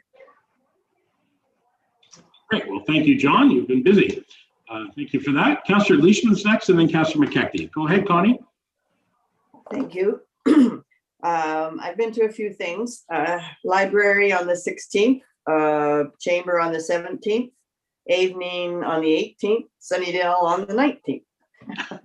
Good Lord. Yeah, the Chamber has a Mother's Day draw, and we're looking for a few donations, but watch for that on the main street of Stayner. The draw is usually pretty good, and the basket's usually pretty full. So keep your eye out for that and buy a ticket. Let's see. I think that's just about it. I've been receiving some letters from some people about the owls and people gawking at the owls and then gawking at their houses and in their houses and rocking on their lawns and walking on the road and their driveways and throwing rats and mice at the owls to get them to fly. So I don't know what we can do. I mean, you know, we have speeding, we have noise, and now we've got owl gawkers. So, I mean, we're just in great shape here. Anyway, I really don't know what to say sometimes to some people, but it's a shame that their privacy they feel that their privacy is being robbed in some ways. So I'm really at a loss at a lot of times. So anyway, thank you. It's very difficult, isn't it? The beauty of those snowy owls that come to our community in the winter months, and they need to be protected. So molesting the birds or bothering them while they're sitting, just trying to stay warm, it's not right. I wish people would not do that. Anyway, we should look into that a little bit. Good idea. Thank you, Councillor. Councillor McKechnie is next, and then Councillor Lamers. Go ahead, Doug. Thank you, Your Worship. So on March the 9th, I attended the Creemore BIA annual general meeting, and they'll be bringing a budget to council sometime in the near future. They're in pretty good financial shape. Also watched yourself and the deputy mayor work your magic at the county council regarding the Duntroon speed limit. And in the words of my British friends, I was gobsmacked. When you two got that motion passed, I was gobsmacked. I didn't think that it had a chance. And well done. And well done to the people of Duntroon and Ian McGregor for doing a professional petition and such. So it was a team effort all the way along. And as I said to Ian McGregor, I said, well, this was prior to the county council meeting. And I said, Ian, we've got it down to the 1 yard line. I said, now we hand the ball to the two big guys to get it over the goal line. And I said, I don't know, staff have put up a pretty good defense, but we gave it to the two big guys, and well done, Doug and Barry. So, and on March the 10th, I attended the Web Council page training, the blog training. Been working on my blog. I've been deleted it a few times and such, but it's a work in progress. And then, of course, the small hall meetings, Duntroon Hall, I attended that, and I watched the Evening Hall and Sunnydale Hall meetings. So, and congratulations, Terry, you're doing really well with those, and it's been very informative. So it's been fairly busy. Thank you. That's good. I agree, Councillor McKechnie. It's also springtime, which distracts us away from doing this work. We want to get outside, isn't it? So there you go. Councillor Lamers is next, and then Councillor Patterson. Go ahead, Councillor Lamers. Thank you, Your Worship. Yeah, not much this month. Just watched the Duntroon Small Halls meeting, attended the Evening Hall meeting, and then watched part of the Sunnydale Corners meeting. A lot of information. We're not getting much back from the hall boards yet. They all want to meet to try to figure out which directions they want to go, because there's a lot of information in that short period of time. So they need to go back and think about what they want. So kudos to Terry for all the work he's put into that. Yes, and his whole team. They've done a great job on that. Thank you, Councillor. Councillor Patterson is next, and then I'll speak, and then we'll go to the Deputy Mayor. Go ahead, Tom. Thank you, Mayor. As I said earlier, I'm preparing a notice of motion with regards to engaging all the involved partners that we've had in the past to revisit our current position with respect to the 26-27 and 91 construction, and effectively including the potential withdrawal of our site-specific policy amendment to the NEP and rescinding our ERT development permit application appeal. It goes to a number of issues. It's a very complicated issue. I've been taking my time going through some of the research. I appreciate the discussions we've had so far, both in camera and in the public. But I think it's timely. Much has changed since we had this idea put before us, and I think it deserves the time. I hope council gives it to see if this is the right position for this time, for this council and for our regional partners, financially, transportation-wise, and environmentally. And going forward this week, I have an MBCA board meeting. Thank you, Councillor Patterson. Very good. Council, I just have a couple of items I'd like to bring up. At our last council meeting, we passed a resolution to support the purple flag raising for epilepsy awareness. That Epilepsy Awareness Day is on March the 26th. So we are going to work with our friends at the Fire Station 1, the chief and Stephanie and so on. We're going to try to do a flag raising on the 24th. So if you're welcome to come and join us if you wish. And that'll be, of course, in recognition of the purple flag raising for epilepsy awareness. Further, generally, you know that I would bring forward a motion or bring forward a proclamation for Green Shirt Day and beadonor.ca month, which is the entire month of April. This year, interestingly enough, the organization has not directly contacted our office and asked for it. So I did not put it on the agenda, but I will ask for support to put up the beadonor.ca flag on April the 7th, which also coincides with the national effort called Green Shirt Day, which is also for organ donation. It has great respect on April the 7th as Logan Boutet, who is a member of the Humboldt Broncos. He was on that bus that fateful day, the day before on the 6th of April. And he also was a registered organ donor. And so he was able to help many people as well as a result of that horrible tragedy. So Green Shirt Day is on the 7th. And so I'll be hopefully joining the chief, fire chief, and we'll do a flag raising for beadonor.ca. But further, another thing that's happening in our community, our local Huronia West OPP, if you recall, council, we all supported offering some money to support the DARE program that was relaunched in our in our elementary schools. And so this Wednesday, I've been invited to join in the DARE graduation virtually. So I'll be joining the class at Clearview Meadows School virtually on Wednesday to recognize those students have gone through the DARE program and to support them in their efforts to be drug free and drug awareness free. So that's happening on Wednesday this week. So that's all I have at this time, and I'll go to the Deputy Mayor. Did you have anything further you want to add? And then you have a motion, Barry. Go ahead, Barry. Yes, I just wanted to report that I also attended the evening small halls meeting that we had, and it was good questions asked, good comments. You know, they've got lots to think about, and then I'd also like to. So I want to report back on Huron Tractor. So Huron Tractor has submitted their preliminary drawings. They're in the middle of almost completing their engineered drawings, which they need to apply for their permit. So they're just and talking with staff at county and staff at Clearview, we're working on getting the numbers put together for the discount on the development fees. So as a result, it's just taken a little bit longer than we had all hoped, but we're well on the way, and hopefully they're ready to write the check the minute they, we can get the right numbers together. So my resolution is, it be resolved that the Council of the Township of Clearview hereby extend submission of the Huron Tractors application to May 31st, 2021. Okay, you broke up there right at the end, Barry. Could you just review it again? Yeah, okay. Right at the camera. I'll say it again. I'll say it again slowly. Be resolved that the Council of the Township of Clearview hereby extend submission of Huron Tractors application to May 31st, 2021. All right. Tom, are you seconding that motion?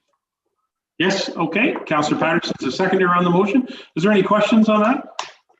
I think it's pretty clear. The Deputy Mayor is asking for us to extend the deadline that was previously applied to that original motion. No discussion? All right, Council, we've got a mover and seconder, so I'll call the motion. All those in favor? And that motion carries unanimous. Thank you very much, Deputy Mayor.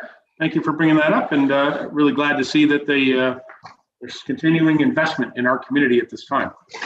That's excellent. Okay, Council, we're moving on to item number 12. Goodness, we're on page 3 already of the agenda. Isn't that great? Community services. So we've got our building department here to review. Scott is here, our chief building official. Nice to see you, Scott. We haven't seen you in person in a long time, but it's always good to join you virtually. I'll read the motion perhaps, and then we will have your report. Council, recommendation be it resolved. The Council of the Township of Clearview hereby 1, receive the report for information CS015. CS015-2021. Mover and seconder on the motion, please. Mr. Broderick, Councillor Deneen. Councillor Broderick, Councillor Deneen. Hi, Scott. Would you like to review some of this material? Thank you, Your Worship. I just thought I'd highlight, again, the details obviously in the report. 2020, while it was an unusual year, it was a successful year in terms of the building department. It was still a strong year in terms of the amount of permits, the amount of dwelling units that were created during that year. I will be bringing forward a report in April that will speak to the health of the department and where we were financially and all that. And that will be coming forward in April. But I did want to highlight, with some of the measures that have been in place for the past year, we still continue obviously to be working under the COVID-19 restrictions, but I want to certainly state how thankful I am and how pleased I am with all the staff within the department and how they rise to the occasion to do what is necessary to get the job done. Again, within the building department, we were deemed to be an essential service very early in the lockdown and continued to provide full services despite the lockdown. There was some restrictions on building permit classes at certain periods in time, which posed some challenges certainly for the public and for the department to manage, but it all seemed to work out. Again, one of the highlights from last year was filling the position for plans reviewer, and that's been a huge asset to our department. Miranda Murray came on board with us in September, and that has, especially under the restrictions, has assisted us a lot so that the inspectors can focus on inspections and we have more plans review support within the office. And with what we are going to be seeing in terms of building permits this year and in the years ahead, it's a valued position. Again, one of the other things that we continue to actively be working on, and you probably feel like you've been hearing this for about a year or so, but the building department software and working with City View, we actually have been over the winter doing an extensive amount of work in cooperation with the building department, the planning department, and bylaw department in preparing for the software. And so we are working towards this going live. It'll be in a test environment in the next few months, and we hope to be going live by July or early summer. And again, the value of this software certainly for the building department and for the other departments is it will allow for an online portal for our people to make an application for building permits, planning applications, bylaw inquiries, that sort of thing, from the convenience of their home. And we certainly wish that we'd had this in place a year ago, but needless to say, the decision that was made last year to move forward with the project, 2020 certainly highlighted that that was the right decision. One of the other things that became a bit of a challenge this past year, certainly a big role within the department, is continuing education. And again, with the restrictions, that's been difficult to allow staff to train. There are certainly more courses available to them in an online format, but we were able to, within the department, host our own in-house course while our office was open last year. And so through a socially distanced sort of experience, classroom experience, myself as a facilitator, facilitated a septic course for 2 of our staff members, our plans reviewer and our building assistant, so that they could work towards their certification in the area of dealing with septics. And so that was very successful. Our very last day, we had to go back to remote learning, but fortunately we were able to, we were the only people utilizing the council chambers this past year, in terms of, not the only people, but certainly we were able to utilize the council chambers to support that course. So we're grateful for that. Otherwise, that's all I have, other than that 2020 was certainly a successful year and a good year, despite the challenges. Certainly, I would imagine maybe members of council have some questions. I'll start with a comment, if I may, Scott. Yes, you mentioned it, that in the beginning of the pandemic, right around a year ago, right now, significant changes came to operations of municipalities. However, building department services were identified as an essential service, and so services continued. One of the challenges, though, was that there were different classifications of buildings that were then permitted and building permits. So effectively, there was a bit of a freeze on some work that was being done on some classes. Interestingly enough, in our community, as an agricultural community, Scott, you and I had several discussions around 1 year ago right now about some agricultural buildings that were not part of the initial list of that could be inspected or could be continued or permitted. And yet they also fell into a category of food service and food production. And so there was a bit of a conflict in the rule.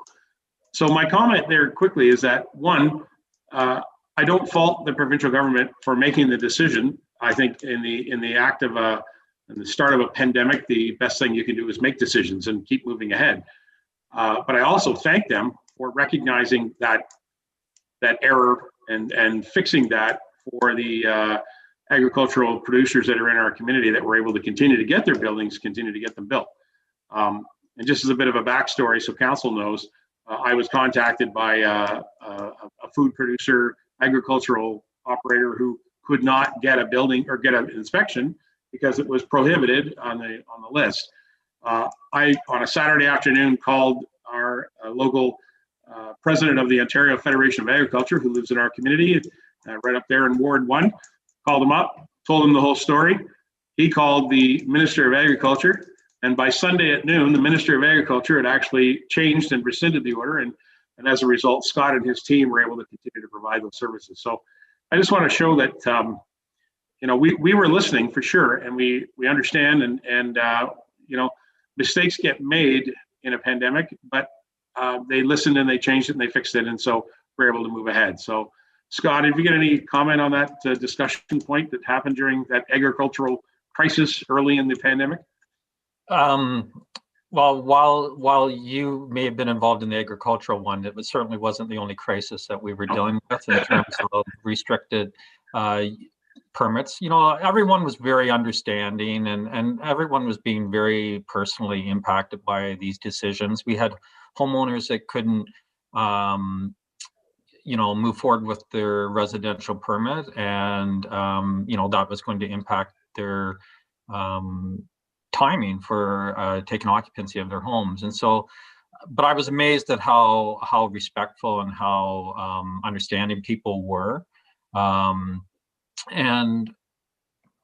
while there were permits that we weren't able to do inspections on because of the provincial mandate, we still remained able to prepare those permits, review them, so that, you know, the day the order was lifted by the province, we were in a position to issue those permits that day. And so, you know, behind the scenes, we were definitely working with applicants, and the applicants were working with us very closely, and we appreciate that. That's great. We'll keep up the great work, and thank you to your department. And you know, we don't see it that often anymore as a result of the pandemic, but certainly it's glad to know that the team is working and still supporting our community. Members of council, you got any questions to Scott in regards to this topic or the report that he has here in front of us? All right, seeing none. Thank you very much, Scott. At this time, we have a mover and seconder already on the floor. A couple of councillors are not with us right now, but we have enough to call the motion. I'm prepared to call the motion. All those in favor? And that motion carries. Thank you very much, Scott. I appreciate your help, and nice to see you again. Okay, council, moving on. Committee of Adjustment from March the 10th. Recommendation be it resolved that Council of the Township of Clearview hereby receive a CS 017-2021. It's the Committee of Adjustment report from March the 10th, 2021 for information. Mover and seconder on the floor, please. Where are we at? Councillor Deneen and Councillor Lamers. Councillor Deneen and Councillor Lamers. Is there any questions of the Committee of Adjustment report from March the 10th? No.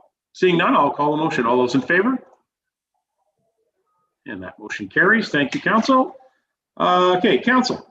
We've got our side road allowances report. We've had a public meeting about this. We've talked about this for a while.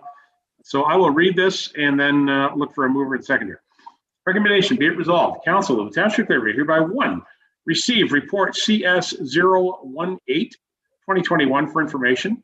And item 2, pass a zoning bylaw amendment for the Township of Clearview zoning bylaw number 0654, being bylaw number 21-30 for the lands known as 7082 3637 Side Road and legally described as Eleanor Street, Alice Street, Butcher Street, and part lot 187, Nottawa, closed by R07795554. Now in the Township of Clearview. Okay, a mover and seconder, and if there's any discussion needed. Where are we at? Deputy Mayor Burton and Councillor Leishman. All right, we've got our staff on hand to help us answer some of these questions. Mara and or Rosalind, who would like to pick this up?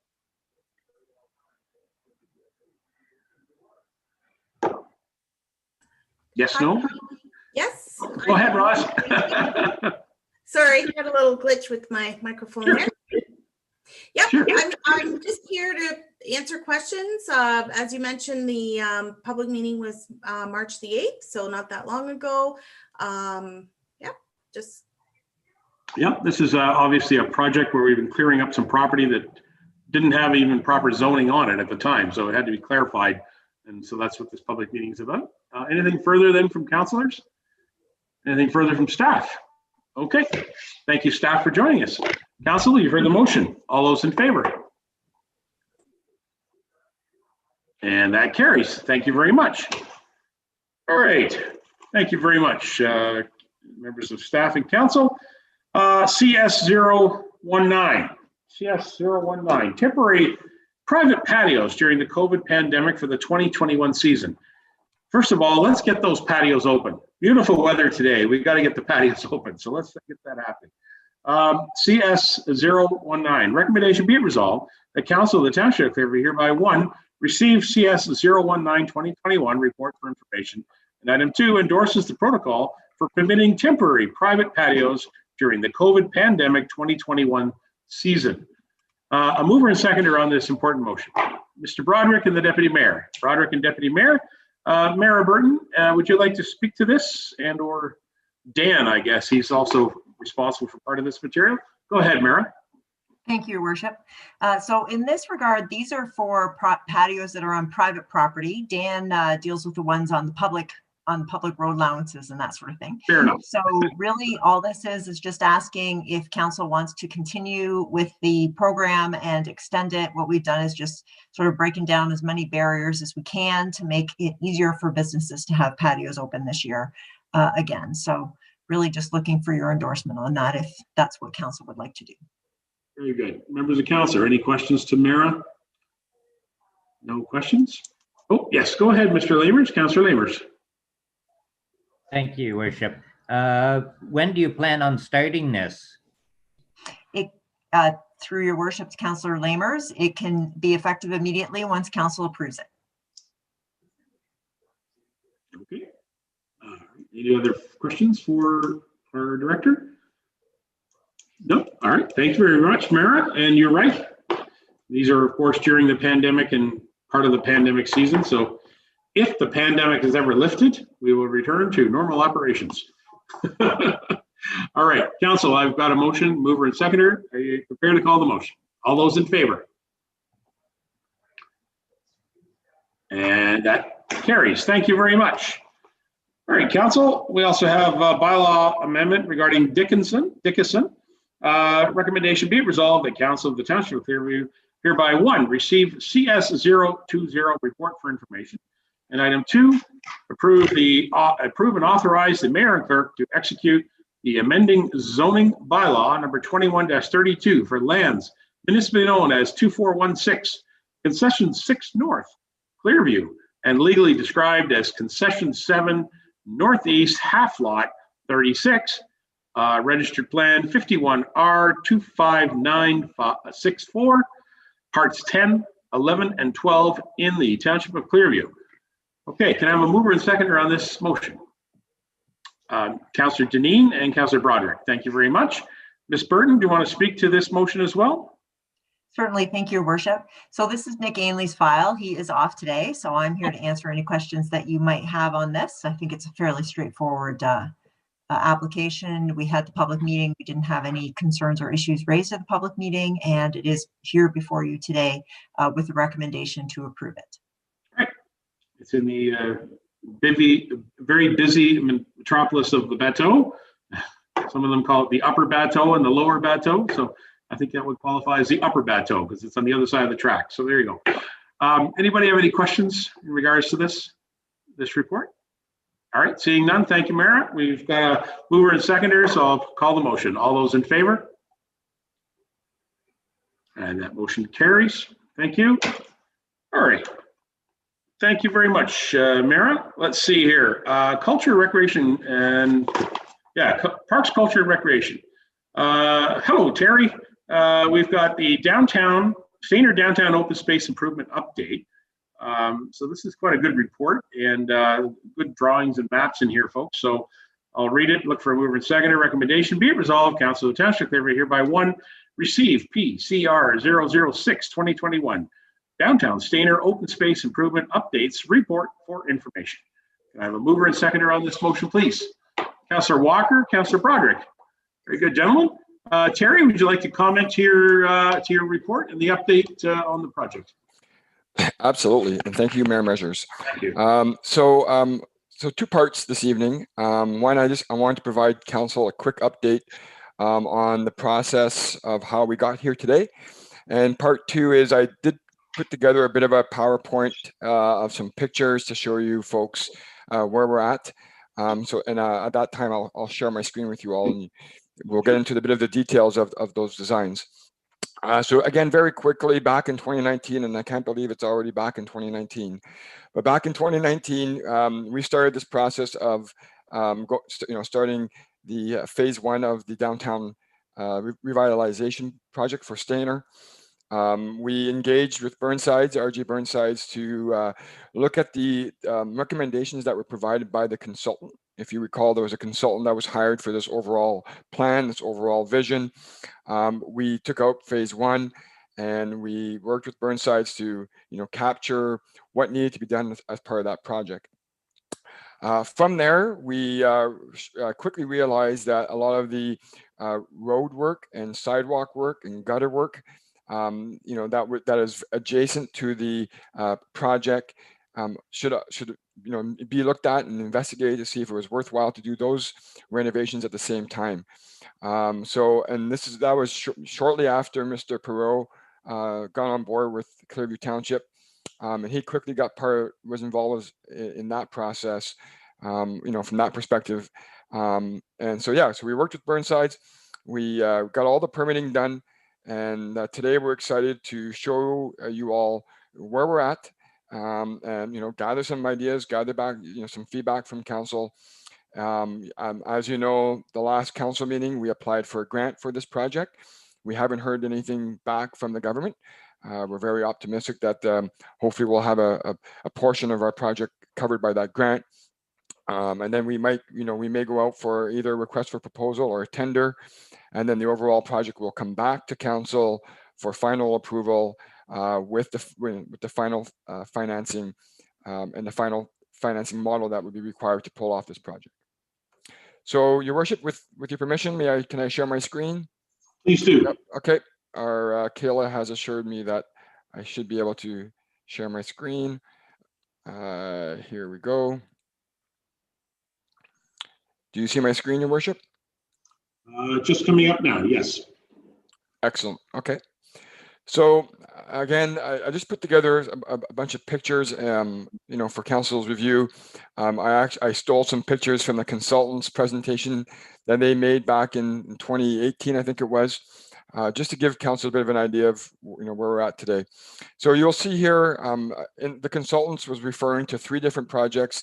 They called it Phase 1A. Can you see my cursor, Your Worship? Okay, perfect. So this is okay. So with my cursor, I'll be able to highlight certain sections. So the consultant refers to this component here as being Phase 1A, this being Phase 1B, and this being Phase 2. We actually broke it down to this being Phase 1, Phase 2, and then this being Phase 3. So just as you know, if we refer to the different phases, Phase 1 being on the north side of Highway 26, Phase 2 being on the south side of Highway 26, and Phase 3 being the downtown Main Street of Highway 26, as well as the areas by the town hall. Again, referring to so here again is a breakdown provided, designs provided to us by the consultant. Again, showing the green space to be added as part of Phase 1, the green space, new additions part of Phase 2 here, and again, downtown Part 3. So just to refresh council's mind on this overall project. Again, part of the consultant's work. Here's all these little, let's call them thought bubbles. Love using that word. I'm using it quite often these days. Little thought bubbles of what's going to be done, and we're really concentrating on this area here this evening, which is the improved corridor to the existing parks and trails. Have some tree islands, some shade, some street appeal, some slow down traffic, some additional parking. So again, just taking out from the consultant's recommendations. Again, a picture that was provided by the consultants. Again, showing one of the trailheads that I will show to you folks very shortly. This was the concept that was provided by the consultant for this trailhead. This is off Highway 26, heading towards Centennial Park. Again, some conceptual designs. Here's the coffee culture corner.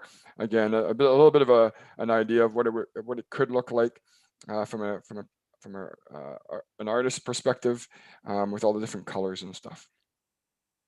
Again, this is the specific areas that we're going to be talking about this evening. Again, here's the real nuts and bolts of the project today as part of Phase 1. Again, I'll highlight some areas with my cursor here to assist council. So again, there's 3 parts to Phase 1, being the work that's going to be done along Brock Street, all this area here. This is kind of like Part 1 of the project. There's Part 2, which is this area here off Highway 26, and then Part 3 down here by this trail. There's you will see here there's 2 existing kind of man-made trails at the moment, and these trails will also be part of this overall project. Heading back towards Brock Street, again, some key highlights here. The existing Lions Club sign will be relocated within the same area, but right now it's, it won't stay where it is now. It's going to be relocated to an adjacent area. The existing township of Clearview sign will remain. Some proposed grass and some snowmobile parking on the east side of the former rail trail, or former train tracks, sorry. So some grass area here for the summertime, some potential snowmobile parking for the wintertime. Some new stone dust walkway, this area here, some concrete walkway here, which is this little darker gray kind of area. Some proposed Lions clubs, sign relocated from this area down to this area here. Again, some 10 additional parking spaces with an accessible parking on this side, a little bit of an opening, and 11 additional parking spaces towards the north end, and get again some added green space in this whole area.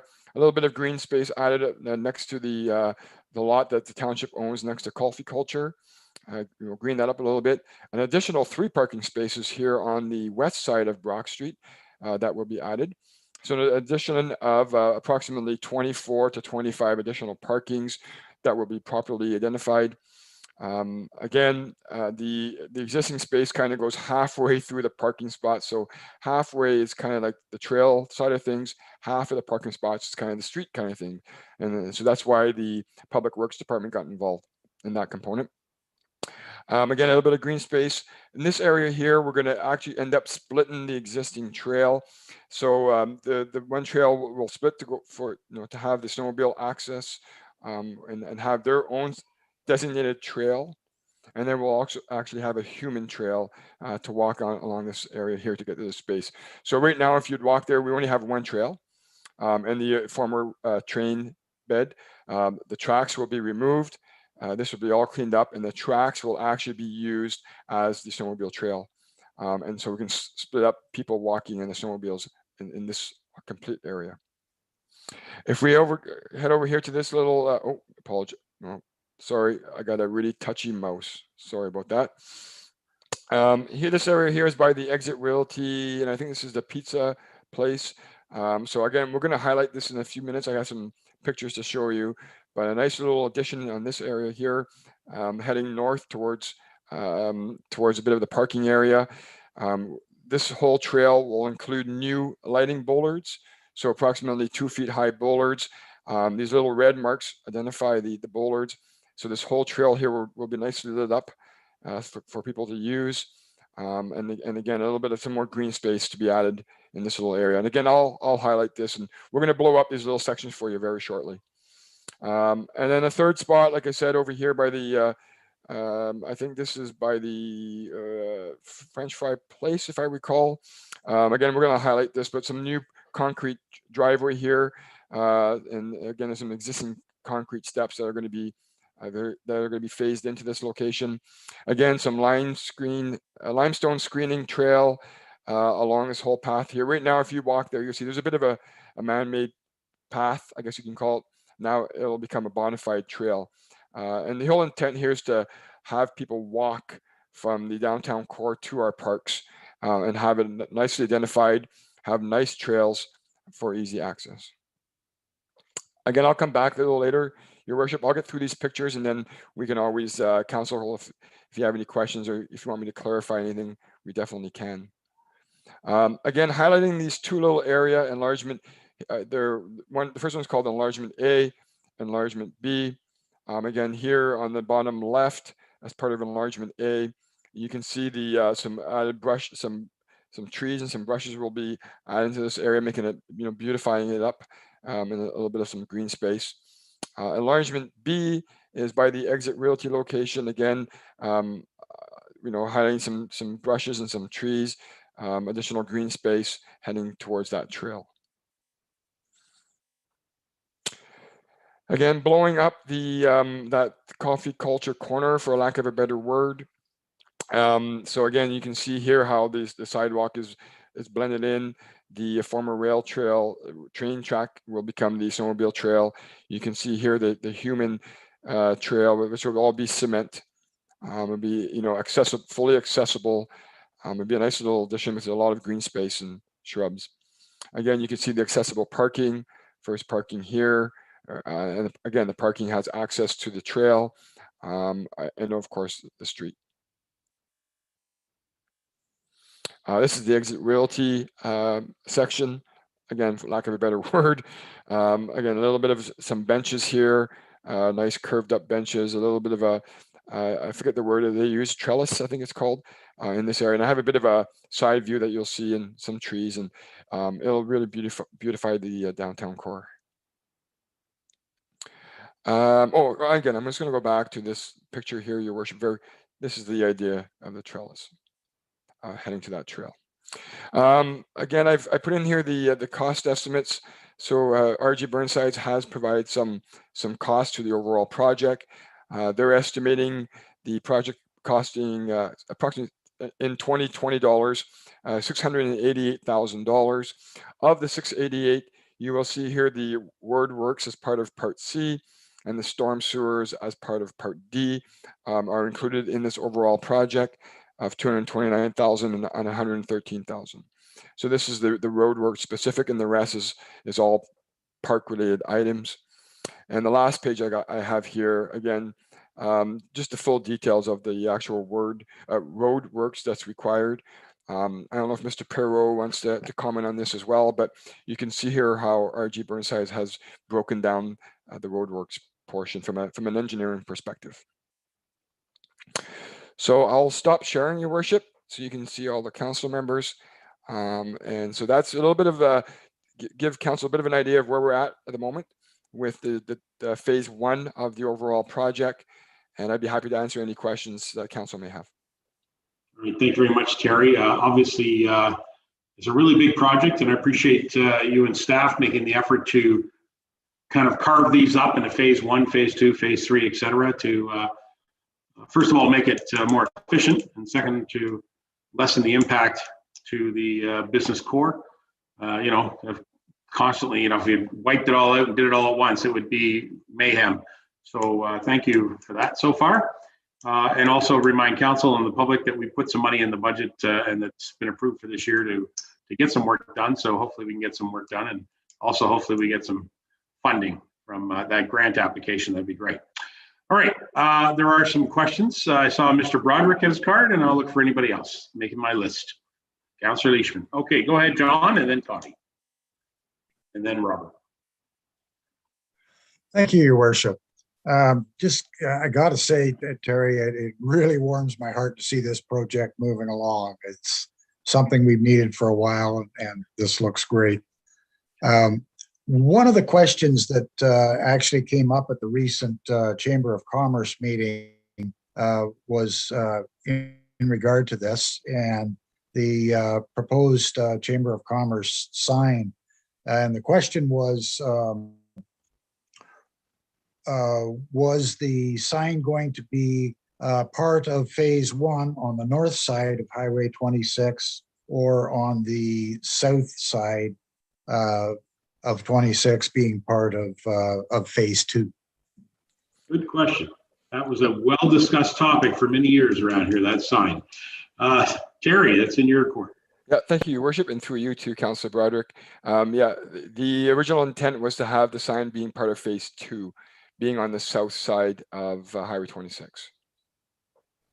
Okay. Councillor Broderick. Thank you. All right. If I can add, perhaps, Your Worship, too, is, from a timeline perspective, if the chamber, if they're wondering, we're hoping to complete phase 1 this year and really start working on phase 2 and at the end of 2021 or very early 2022. Excellent. Great, thank you. Stand by, Terry. I've got Leishman, then I have Walker, and then I have Lamers. Go ahead, Councillor Leishman. Thank you. John Broderick asked one of the questions I was going to ask. But the other one, Terry, where the concrete driveway is and that other path, are they going to meet? Because they don't look like they're meeting on your drawing.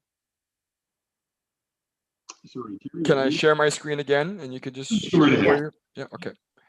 Just give me 1 second. That's good. Oh, let's just give me 1 second. Let's just get to that right here. And from the current slide. Yeah. So where are you referring to, Councillor Leishman? Where the concrete driveway is on, down on the left-hand side of your page, this Yes. path over here. No, left, sorry, keep going. Next, Right off yeah, Highway 26 itself. Yeah, there you yes, that one. Are Yeah. they going to meet? There, from my understanding, there's a bit of an open kind of area here. They're not going to meet. Because I don't think the township owns this land here. Again, it's hard to see from this perspective. I mean, you know, you're going to be able to walk from this area from the concrete to the trail. But if I recall, I think that's like an open kind of driveway kind of area there. So Right. township doesn't own that land. Oh, again, sorry with my mouse. Yeah, so I mean, you can walk from here to there, but it won't Right. be one continuous path. Right. Yeah. Okay. To my knowledge, it will not be. Okay, that's fine. I'm just really glad to see all of this coming forward, and I'm glad to see that we're finally getting onto it, because it was brought up when I was on my first term, and so it's wonderful to see things starting. So way to go, Terry. Thank you. You're welcome. Thank you very much, Councillor Leishman, and good question. So Robert Walker, you're next, and then Councillor Lamers. Anybody else? Mr. Walker, go ahead. Yeah, thank you, Your Worship. First of all, Terry, thank you for bringing us forward. Nice to see it moving in the right direction, and I'm looking forward to seeing the finished product. Councillor Leishman asked my one question. I was concerned about the walkways and the driveways side by side. So will they still be using that as around the, I call it the old Bessie's Dairy building, which is the cheese place, hair salon? Will they be using that still as a driveway to do a complete U around, and then the walkway will be next to the New York Fry building? Is that, I take it, that is correct. How that will work? That is correct, Councillor Walker. Yep, you're 100% correct.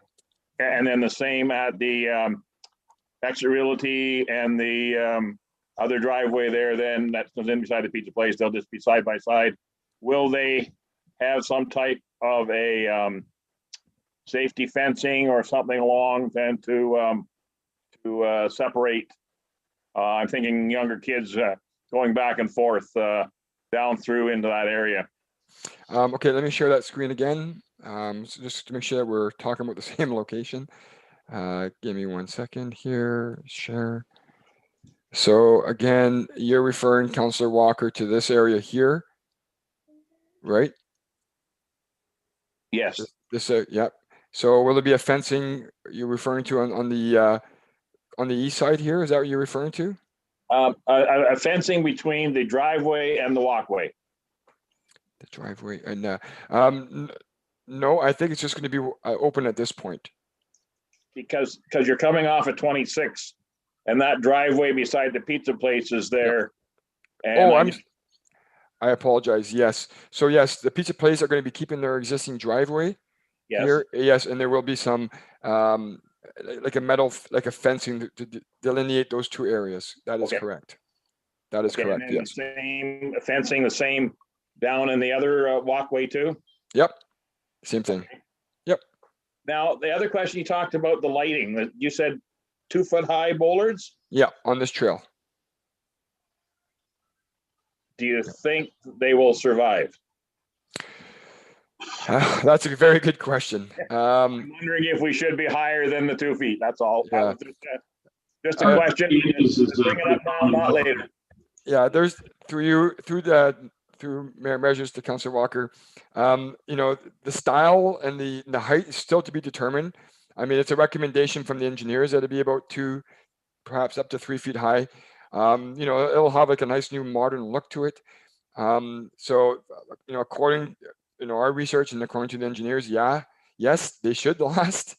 But, you know, once we start getting into those increment details of, you know, that look and that style, you know, but as, you know, there are a lot of other communities that have those boards on their trails, and it seems to work fine.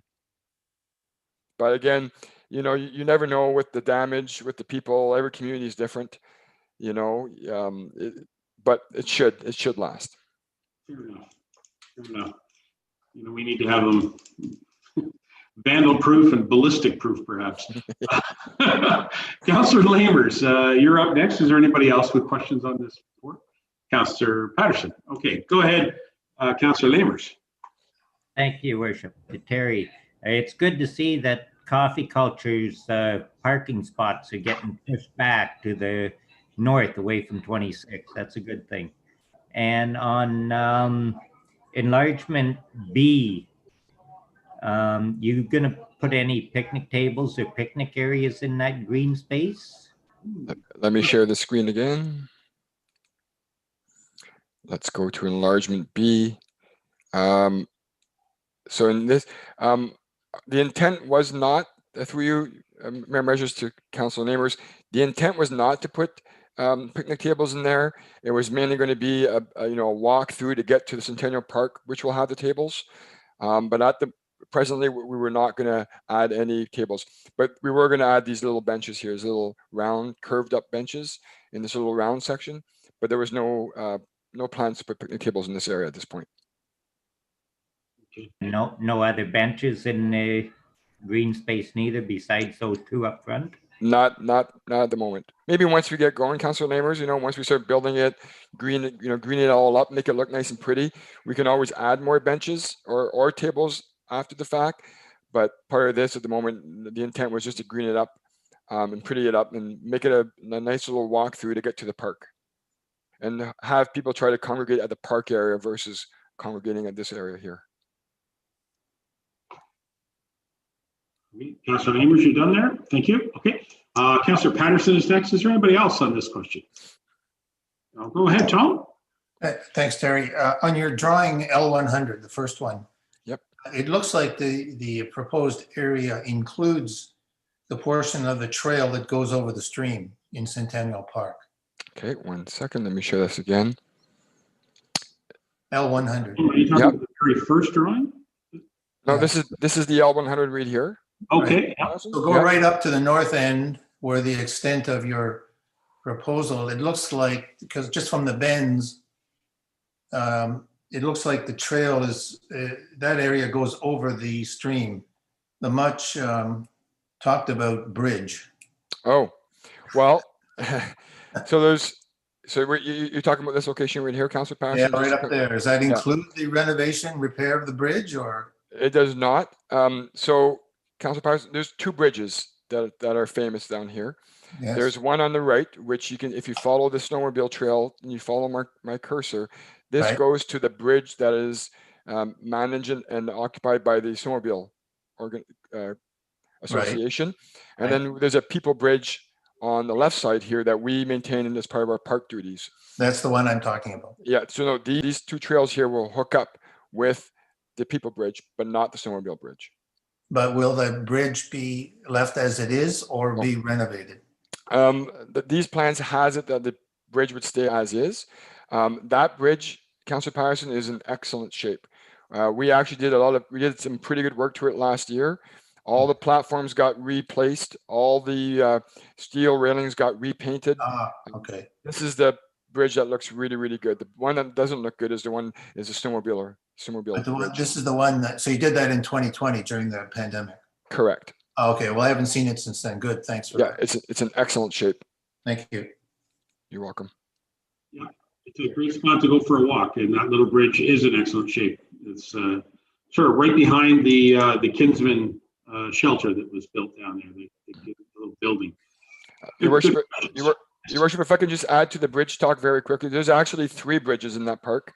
Yes. And there was another bridge that's to the west of that middle bridge, and it got rebuilt and repurposed last summer as well, Councillor Patterson. So both people bridges got redone, redecked, and repainted. Perfect. They all look great. It's a good park, for sure. And no more emails.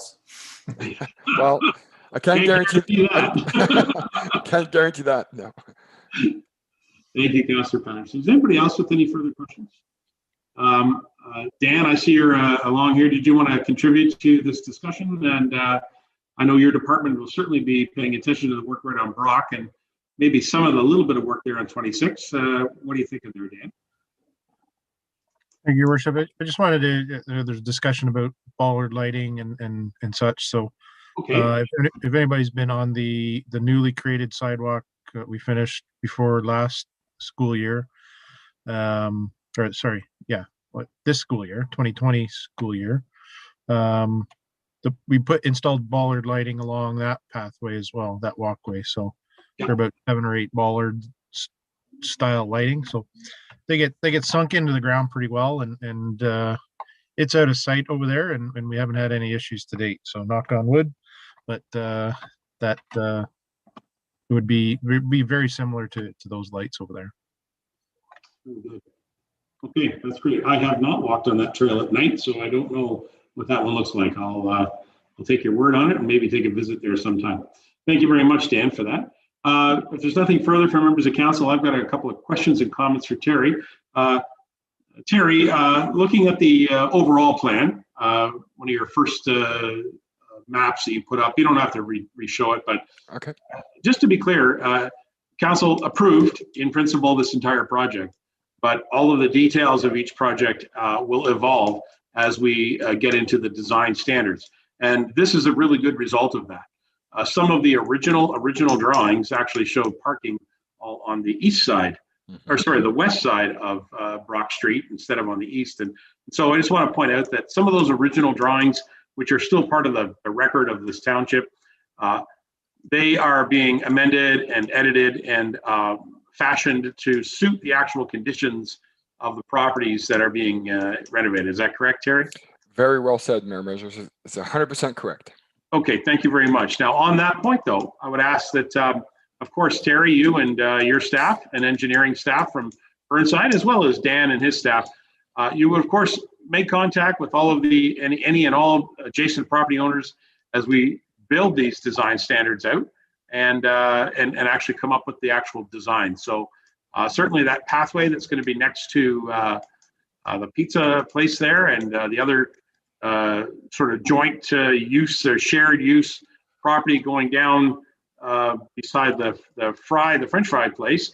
We want to make sure that we work with those property owners to make sure that we're not doing something that's going to interfere or cause impact to their operations as well. So you're going to assure me that that's going to be continuing to speak with property owners. Is that right? That is correct. And we're hoping, Mayor Measures, that we can actually improve those areas for them, and hopefully they're going to be really happy with the end product to be able to, hopefully drive more business to their business. But yeah, absolutely. We can definitely assure that. Yep. Okay, thank you. And of course, what this entire project does, council, is it also brings awareness to the merchants in the downtown core, as well as future business operators who want to invest and come to the downtown core of Stayner, that we are going to make a stab at making some renovations, some improvements to the downtown core of Stayner. And so that would be, it'd be great to get this project underway.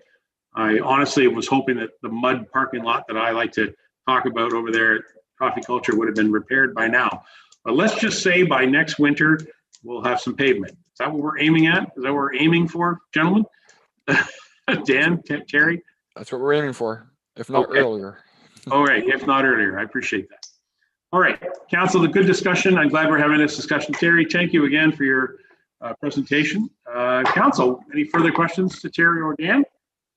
All right, we've got a motion on the floor, so I'll prepare to call the motion. Council, all those in favor? And that motion carries. Thank you, Terry. Good show. Welcome. Now, council, moving on to Public Works. So I guess this is Mike or Dan, probably Mike. It's and or Stephanie. I think I saw Stephanie's face earlier. There's her. There she is. Stephanie's on board. No, correction. I'm going to do the Eco Park next, right? That's what we're talking about. Sorry about that. I'm getting ahead of myself.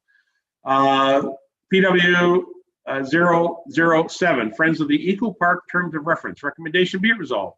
The Council of the Township of Clearview hereby receive PCR 007-2021, the Friends of the Clearview Eco Park Terms of Reference for information. Item 2, approve the Friends of Clearview Eco Park Terms of Reference attached to this report. And item 3, approve the new community gardens plot fees for 2021. Okay, council, so we got a lot to talk about here. Can I have a mover and seconder, and then we'll bring Terry in on this. Where are we? Deputy Mayor Burton and Councillor Walker, thank you very much, gentlemen. Terry, why don't you outline for us what this is you're proposing? Obviously, it's a good report. Lots of information about the future of Eco Park, as well as the community garden plots, which we would certainly like to see that get operational. So go ahead, Terry. Thank you, Mayor Measures. At this time, I'd like to ask Miss Amanda Murray to present herself. She's going to actually provide all the details of this report. She's our boots on the ground person that's been really stick handling this project. I know, on behalf of my department, we're so excited about this. This project with the pandemic is going to be a real breath of fresh air for downtown Stayner and the whole township. So at this time, Your Worship, I'll ask for Amanda to present her report. Thank you, Your Worship, and thank you, Terry. So this report is just outlining, as it says, the Friends of the Clearview Eco Park terms of reference. We realized that utilizing a Friends of model would be the best process for governance to ensure that we can work with our volunteers.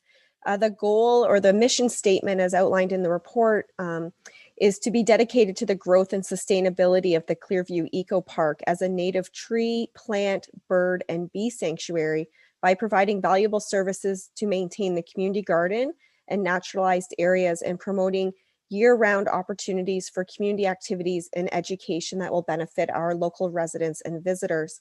And the intent of the Friends of the Eco Park will be to work with the volunteers. They'll oversee the entire park. This is something we've been really working towards the last couple of years, but for 2021, really specifically about growing the community garden. The community garden will have essentially 3 components to it.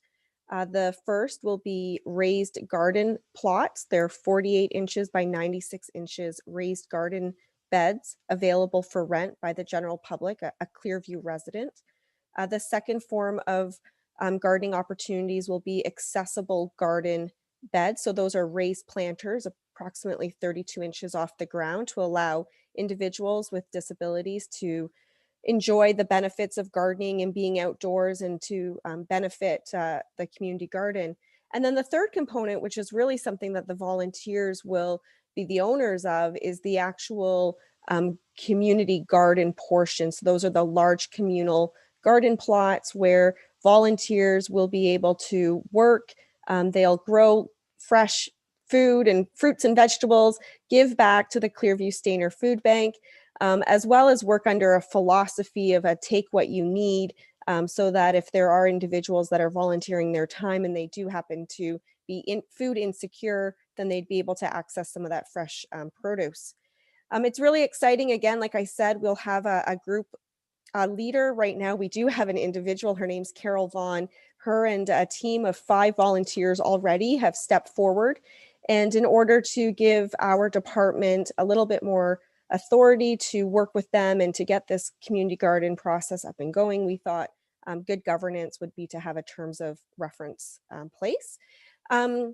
Just wanted to highlight that the park is very large. This is a very aggressive plan. We are definitely phasing this in. So for year 1, there will only be 15 plots available. And because there is a new fee required to rent the gardens for 1 season, that is the second portion of this report. I just need the new fees to be approved by council. So happy to answer any questions. And I really hope that members of council and our public can take some time and come out and enjoy the Clearview Eco Park. Thanks very much, Amanda. Before you go on, I just want to compliment you and the department for the work on the that bird watching weekend, bird count weekend. That was a great success. My wife and I visited, and we saw several people enjoying the park that day. It was a perfect weekend. And also to Councillor Leishman, I saw several snowy owls as well. So anyway, thank you for that effort. It is a beautiful little gem here in Clearview Township, and it's quite impressive how it's coming along. So it's looking really good. All right, members of council, does anybody have any questions in regards to the terms of reference or the garden project? Looking for any questions? You guys are being amazing. Good job. Thank you. Oh, okay. Councillor Leishman, please go. Not so much a question, a comment. This is very timely, Amanda. I had a question, an inquiry about a week and a half ago about whether the garden is going to happen this year. So I will get back to that person and tell them that, yes, it's a go. So way to go. That's terrific. Thank you. Thank you very much, Councillor Leishman. Thank you. Members of council, anything further? I do have one question then. I think I've asked this some time ago. The little shed that's out there by the garden, we have, I guess, some availability of some tools and things that we can leave there that people who are volunteers will be using, and that's what that will be continue to be used for. And I guess there is water available. Is that correct, Terry? Is there Yep. water servicing available? There is, yes. Water was brought to that site back in 2018. Right, that's what I remember. We had made that investment, so that's great. Okay, well, that's good. Good to hear. Keep up the great work over there at the rec department. Holy cow, you guys are busy. Good job. All right, council, if there's nothing further, I'm prepared to call the motion. All those in favor? And that carries. Thank you very much. Thank you, Rec, Culture, and Tourism Department. Okay, council, now we are on to Public Works. I am going to call upon Steph because I know she's here somewhere, and or Mike. There she is. Hi, Stephanie. Council, we've got the drinking water systems report, which is always exciting news, and confidence in our system is very important. So, recommendation be it resolved that Council of the Township of Clearview hereby receive PW 009-2021, the 2020 annual summary drinking water systems report for information. Can I have a mover and seconder, please? Mr. Broderick, Mr. Walker, Steph, Mike, good to see you guys. Again, another great report. Stephanie, do you want to outline some of the material in this for us? Sure. Thank you, Your Worship. Good evening, members of council. First off, I guess I'll start by wishing everybody a happy World Water Day, that being today, March 22nd. So yes, thank you. As we were discussing, this is our 2020 annual summary report for our drinking water systems. This is a report that is specifically prepared for you as members of municipal council, as the owners of our drinking water systems. And this is done under the Safe Drinking Water Act. We're mandated to do so. So basically it summarizes the operational performance, flow rates, and system capacities for our drinking water systems over the past year. I'm pleased to highlight that we were fully in compliance with all applicable regulations, as well as our drinking water licenses and permits in 2020. That's great. Dan or Mike, would you like to add anything to that? I've never heard one of our water reports referred to as exciting before, so thank you, Your Worship. That was. You are welcome. No, again, so Stephanie and the water department crew, they do a fantastic job every year to keep everything in compliance with the unbelievable number of regulations is impressive. If council has any questions, this is council's report. You know, we're working on a solution for Stainer. There has been questions about Creemore. You know, there are needs for water in Creemore as well as sewer. And as we said before, there hasn't been a demand from the development community. There's been discussions. You know, one of the developers is required to put in the reservoir and the well to expand the water system, and the other developer that's in town that sounds interested knows that, but they haven't approached us to start anything. So even though council will see those items in the municipal budget to start working on things, you know, with as busy as everybody is, and until somebody comes to us and says, hey, let's get at this, you know, our focus is on Stainer. So to add a well in Creemore, for example, would probably take 3 to 5 years. The sewer plant issue is 3 to 5 years. Just council needs to be aware of that. When you have this report about capacities, that's the other component is who's driving it. So in Creemore, the onus is on the developer to build the infrastructure, and that hasn't been requested of us. Okay, that's all. Clear as mud, and that's why it's exciting to hear about these water reports. And as I mentioned briefly, it's also brings a great deal of confidence to the water consumers as well as us as the owners to know that our water system is being operated safely and efficiently, and continues to provide safe potable water for people consumption. So it's important, and it is exciting. So members of council, any questions to our water team? No questions. Well done. Okay, council, I've got a mover and seconder. Prepare to call the motion. All those in favor? And that carries. Thank you, Stephanie and Mike. Appreciate that. All right, still in the Public Works Department, we're looking at a street sweeper tender award. It was a tender for the street sweeping. And so I'll read that. Dan's here to explain it. If necessary, recommendation be resolved that Council of the Township hereby one, award the tender for street sweeping to Raffet General Contracting Inc. in the amount of $45,498.32, including HST. And I'll look for a mover and seconder on this motion. Deputy Mayor, Councillor Broderick. Thank you. Dan, any comments or review for the street sweeping tender award? Thank you, Your Worship. This is a new program. Well, going back to a program that I guess the township had been involved with before, but if council remembers back at budget time, this was going to be something new for the last little while. Typically, our staff we would rent a machine. Our staff would complete works, and this is moving towards something different.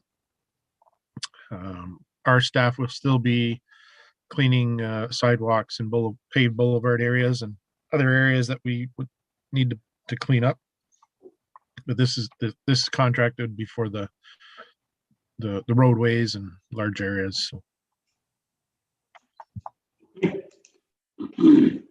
And of course, we get to that as soon as we are confident that we're not getting any further snow. Is that right? It's my understanding that the crews are out today doing a bit of work as well. So good to hear.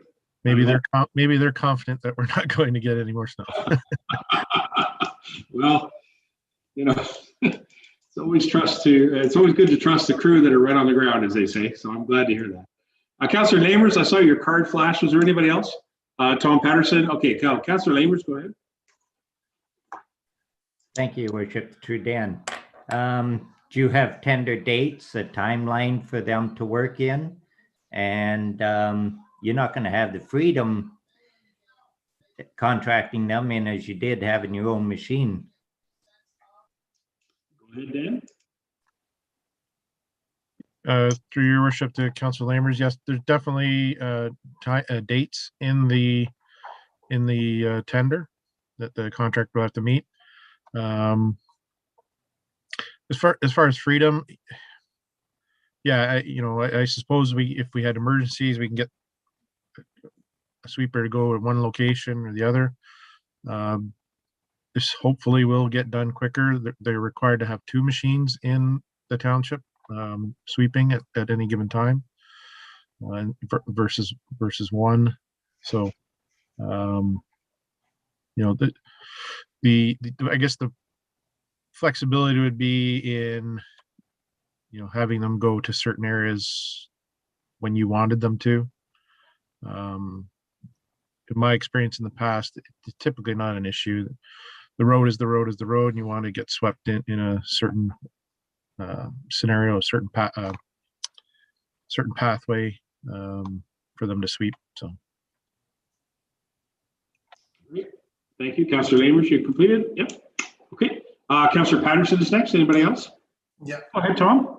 Yeah, Dan, in the past, as you know, we had a little flexibility, and we did a quick, as soon as the weather permitted, cleanup in the business district, and then we came back with a more general. Are we using the same regime, or will it change because we've got a contractor? Good question, Dan. Through your worship to Councillor Patterson. Like I said, we have sidewalk sweepers, I guess, if you want to call them that. We have a loader sweeper or a backhoe sweeper that we use as well. So, the flexibility being that. We'll still be doing the sidewalks and paved boulevard areas. We'll get those cleaned up as soon as possible. Like I indicated, they started today, I believe, in Stainer downtown. So, we'll have some flexibility there, but as far as, them coming in and sweeping, they'll be in for approximately a month is what we have estimated that they would take them to sweep. And that those dates are, I believe, third week of April until approximately the end of May, third week of May. It's all weather dependent, really, too. You know, if the weather's nice now, I'm sure councilors may be getting some anxious residents. But you know, next week the weather could turn as well. So just you have to be patient, and they've had have good references. They're fairly new at the game, but our friends in Springwater have had them for a couple of years, and I talked to the road manager over there just last week, and they were very good. Came in, got the work done when they needed to, no delays. So. Thank you. Thank you, Tom. Anything further, council? And sorry, Your Worship, if I Go just ahead, may, you know, this will be for a few years. There is a plan through our development charges to eventually purchase our own street sweeper. So this may be for a few years, and then we'll go toward possibly purchasing our own. Again, this would be a machine that's like the traditional road sweeper.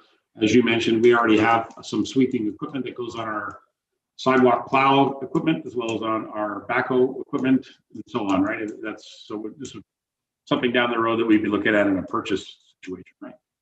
Yeah, as development gets more and more, you know, it may be economically feasible to purchase our own and make that work. But it would be an addition, a large, drivable street sweeping machine. Right on. Okay, I appreciate that. Gives council something to think about in the future. All right, members of council, I don't have anything further. Is there anything further? Have any other questions? Thank you, Dan, and thank you for bringing forward this information about the tender and the work that's going to go on. And I'll prepare to call the motion at this time. All those in favor? And that carries. Thank you very much, Dan. All right, now, council, we're going to move on to page number 5. And our first item is our finance department. They've got, it's in regards to the municipal transit funding item. Kelly McDonald, our treasurer, has joined us again. So I'll read it. Look for a mover and seconder. Recommendation be it resolved that council of the township of Clearview hereby receive the Safe Restart Agreement SRA Phase 2 Municipal Transit Funding Agreement for information. And item 2, approve bylaw number 2131 to enter into a transfer payment agreement with the province of Ontario and authorize the mayor and treasurer to sign the agreement on behalf of the township of Clearview. Okay, a mover and seconder to get this on the floor. Let's see, we're Mr. Broderick and Mr. Lamers. Mr. Broderick, Mr. Lamers, and Kelly. I know that we talked about this, I don't know if it was the last meeting or the meeting before, where we received the notification of transit funding. And so you've got this information forward. That's obviously part of the requirements to fulfill the agreement is to get a bylaw passed at council. So Kelly, would you like to review what we're talking about here? Thank you, Your Worship. I have to say this COVID funding has been sort of a blessing and a curse all at the same time. We're getting funding without asking, but the reporting requirements are definitely interesting. So this report here is discussing the transit funding for Phase 2 and Phase 3. This funding is the one that will cover off any of our lost revenues or additional expenses. It is a little different in that versus the enhanced cleaning for transit. That one was just strictly for additional PPE on the buses and additional cleaning and sanitizing on the buses. So this funding will actually cover off any of our losses as far as the revenue goes. In Stream 2, that's where we are receiving the additional, I've lost the number, the additional $36,225. The Stream 3 will only be available to us if we use up all of Streams 1 and 2, and that's an additional $7,493. And I'm available for any questions if you have them. All right, thank you very much. Again, the province of Ontario is setting up these programs during this COVID crisis to support municipalities. They're keeping transit running. It's also identified as a essential service. So I'm glad that they're providing us with a bit of service or funding to do that. Members of council, any questions to Kelly in regards to this? All right, pretty straightforward stuff. And you're right, it does a blessing and a curse at the same time. It creates an awful lot of extra work for you and your team and your staff. So thank you for all that effort. Members of council, we got a mover and seconder. I'm prepared to call the motion. All those in favor? And that motion carries. Thank you. All right, council, moving on. Fire and emergency services. We've got a couple of items from fire department. I know Rory is on board here somewhere. I think he was here. Maybe he's gone again. No, we're back here, your worship. Oh, there you are, Rory. Okay, nice to see you. See, you just popped up there, just as I said your name.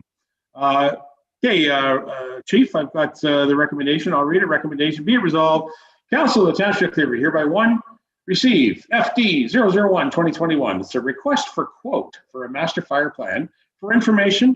And item 2, the council approve the request to seek an RFP for a fire master plan. I have a mover and seconder on the recommendation. Mr. Walker, Mr. Broderick.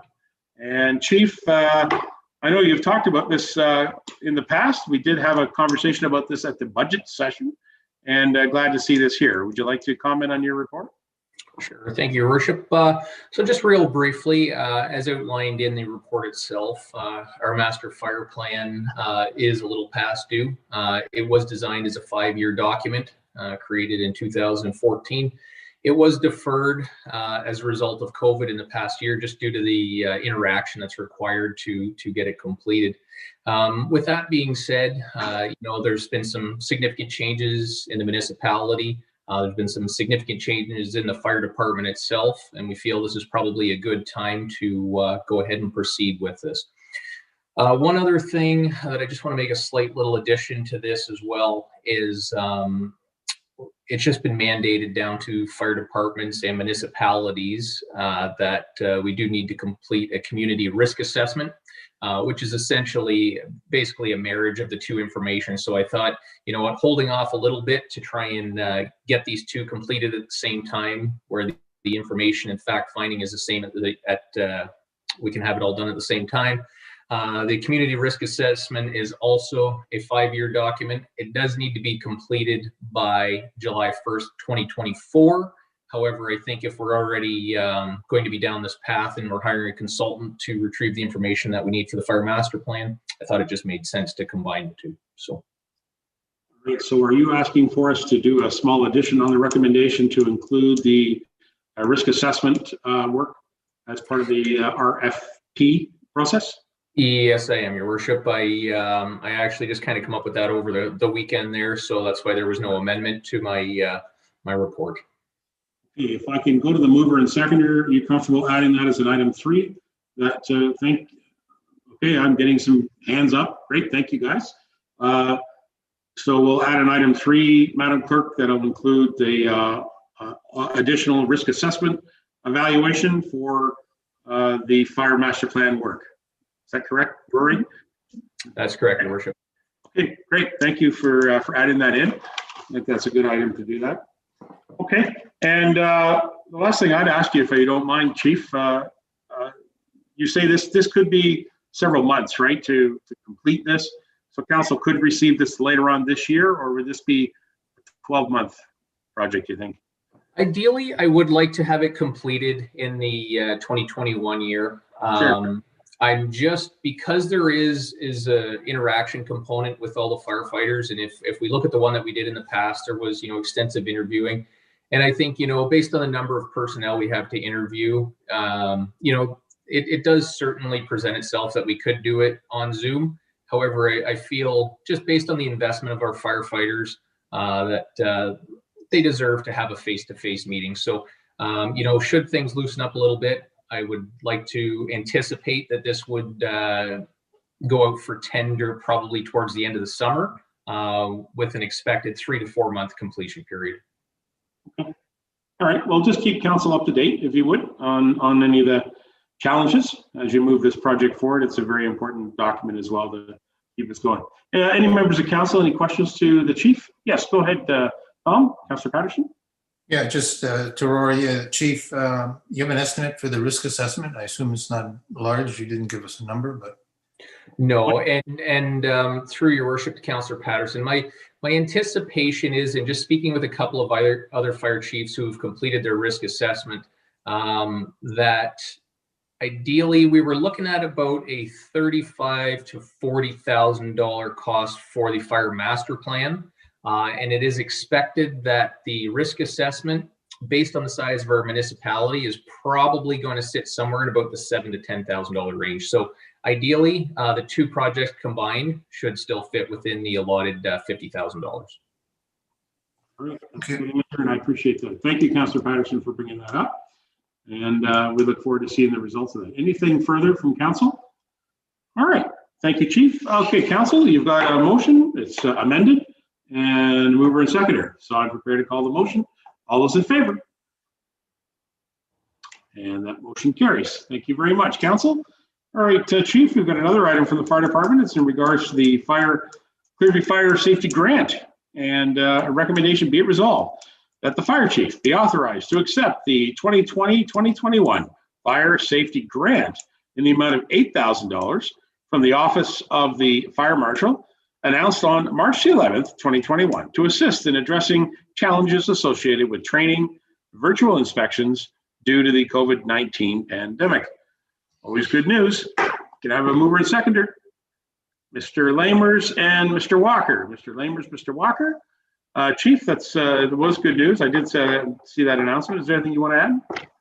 You know what, just very quickly, you know what, I did complete our submission, still waiting back to hear. There was a pretty, it was a pretty loose criteria that we needed to submit. So honestly, I'm kind of curious to see 100% if they do agree with my submissions, but I do believe I'm in line. So. Okay, thank you very much. Okay, thank you, Chief. Council, you've heard the motion. We've got a mover and seconder. All those in favor? All right, that motion carries. Chief, before you go, if I may ask, I know that you were concerned about grass fires, and what's our current fire rating status right now? We don't have the big board that gives the arrows. So what's our status right now, so the members of the public may know? Sure, Your Worship. So as a result of yesterday's 3 grass fires, we did move our fire danger rating to high.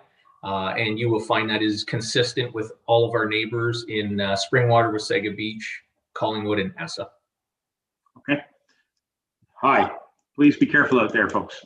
Thank you very much. Thanks, Chief, and thank you to all the crew and people that work in the fire and emergency services. All right, Council. Thank you, Council. Moving on, legislative services. So this is added in by our clerk in regards to the Clearview Community Church. Our clerk is here. She's going to be available to answer any questions of it, but I'll read it and then we'll have a discussion. LS003, recommendation be it resolved that Council of the Township of Clearview, hereby 1, receive LS003 2021 Clearview Community Church request for community assistance grant for information, and item 2, approve financial assistance to the Clearview Community Church in the amount of $2,500 to be funded from the 2021 Community Assistant Grant Fund. A mover and seconder to get it on the floor. That'd be Connie Leishman and Councillor Deneen. Councillor Leishman, Councillor Deneen. Madam Clerk, you and I had a brief chat about this today. So, and I see that Deputy Mayor Burton and Councillor Leishman also reviewed it. Would you like to speak to the report? Go ahead, Pam. Brenda. Pam. Thank you, Mayor Measures. I think I'll ask Deputy Mayor Burton to speak on that. I know that he was speaking with some members of the church, and he perhaps can add a little bit more detail to what this program is all about. So I'll turn it to Deputy Mayor Burton. No problem. Deputy Mayor Burton, go ahead. Thank you, Your Worship, and thank you, Brenda. Yes, I did contact the church, and I talked to Clayton, who's one of the ministers at the church, and this program is because they have various youth programs. They found that several of the young people that were showing up for some of their programs and outdoor activities did not have competent or proper footwear, and it was obvious, especially during COVID, that some families are struggling to spend extra money to do that. And that's why they specifically started this shoe program. So it's basically for the youth. When you look at, you know, a pair of running shoes today, pretty hard to buy anything under $75 for, you know, a decent pair of running shoes. So you're looking at maybe 30 pairs of running shoes that's, you know, that they're allowing for. And because it's specifically designed for that, they can only spend it on shoes. If there's some left over, you know, great, but, you know, so talking to Councillor, you know, Councillor Connie Leishman, we both agree 2,500 was an acceptable amount of money. Thank you. Oh, thank you, Deputy Mayor Burton, and thank you, Brenda, Madam Clerk. Is there anybody with any questions or comments in regards to the recommendation from our committees? Yes, Councillor Walker, go ahead. Thank you, Your Worship. I'm assuming then that the community church will go with a campaign broadcasting their program so that all the Clearview residents know that that program is out there. If I'll respond to that, Your Worship. I mean, I think we all know how good the Clearview Community Church is at explaining or making the public aware of their programs. So I mean, I didn't get into the details with them about how they were going to promote it, but I certainly have all the confidence in the church that they will do that. Thank you. Councillor Walker, anything further? Okay, thank you. Any other members of council? All right, well, thank you. Thank you again, Councillor Leishman, Deputy Mayor Burton, and Clerk Brenda. You obviously, I mean, our Community Assistance Grant Fund, this is where we do have some additional room in it this year as a result of our budgeting and as well as the early work that we did on this. So it's nice to see that the community is seeing that there are some availability of funds. So thank you. Members of council, you've heard the motion. We've had a good discussion. I'm prepared to call the motion. All those in favor? And that motion carries. Thank you. All right. All right, members of council, let's see here. It's a little after 8 p.m. and we've now got to the point in our meeting where we have a discussion about an item that we went to the public and asked for their input.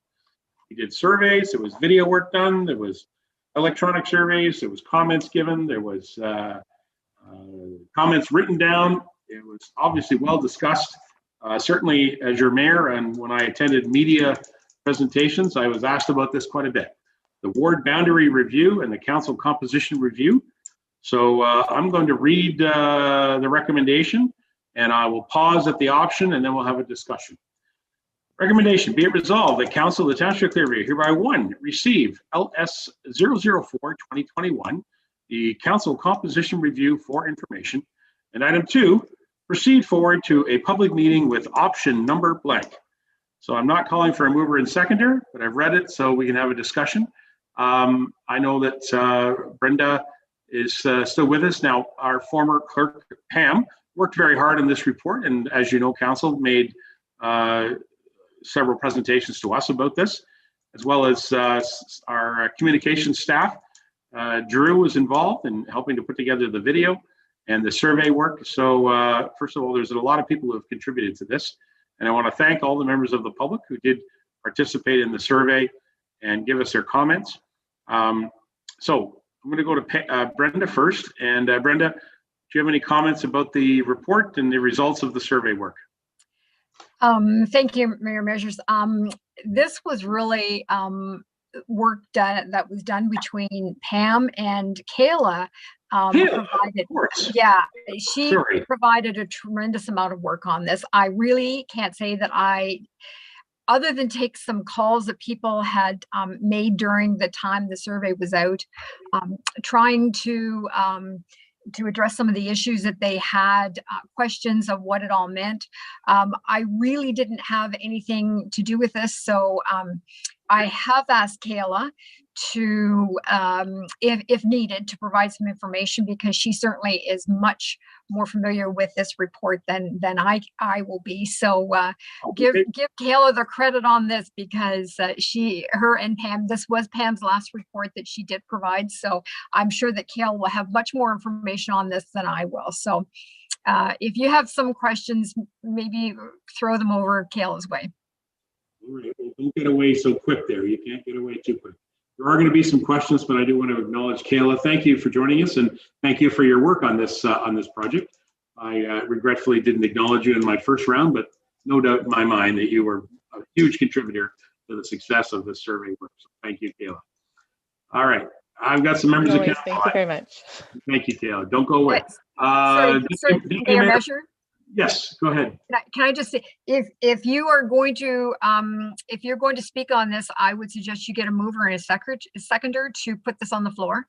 Well, it's I was going to ask for us to make a decision about the options as a mover and seconder to approve the option, and then I get a mover and seconder on the entire item.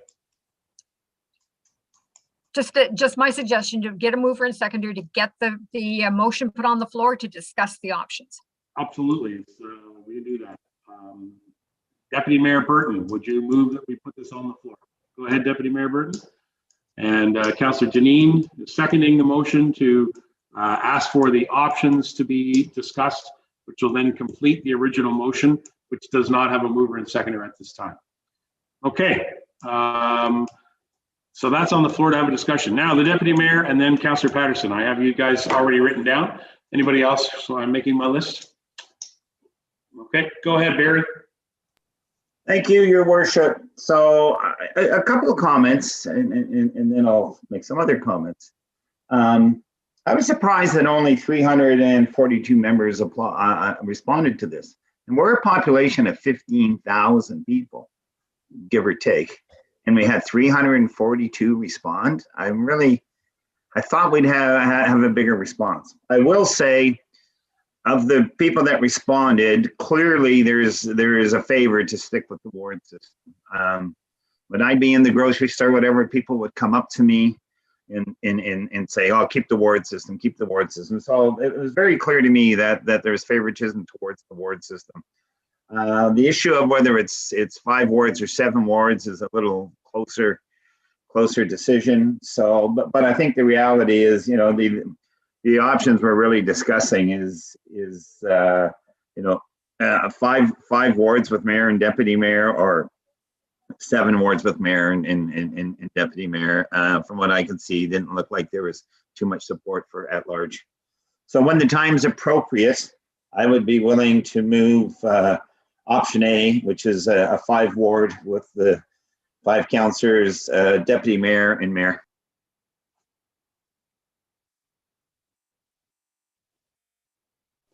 All right, I've made a note of that. Thank you, Deputy Mayor.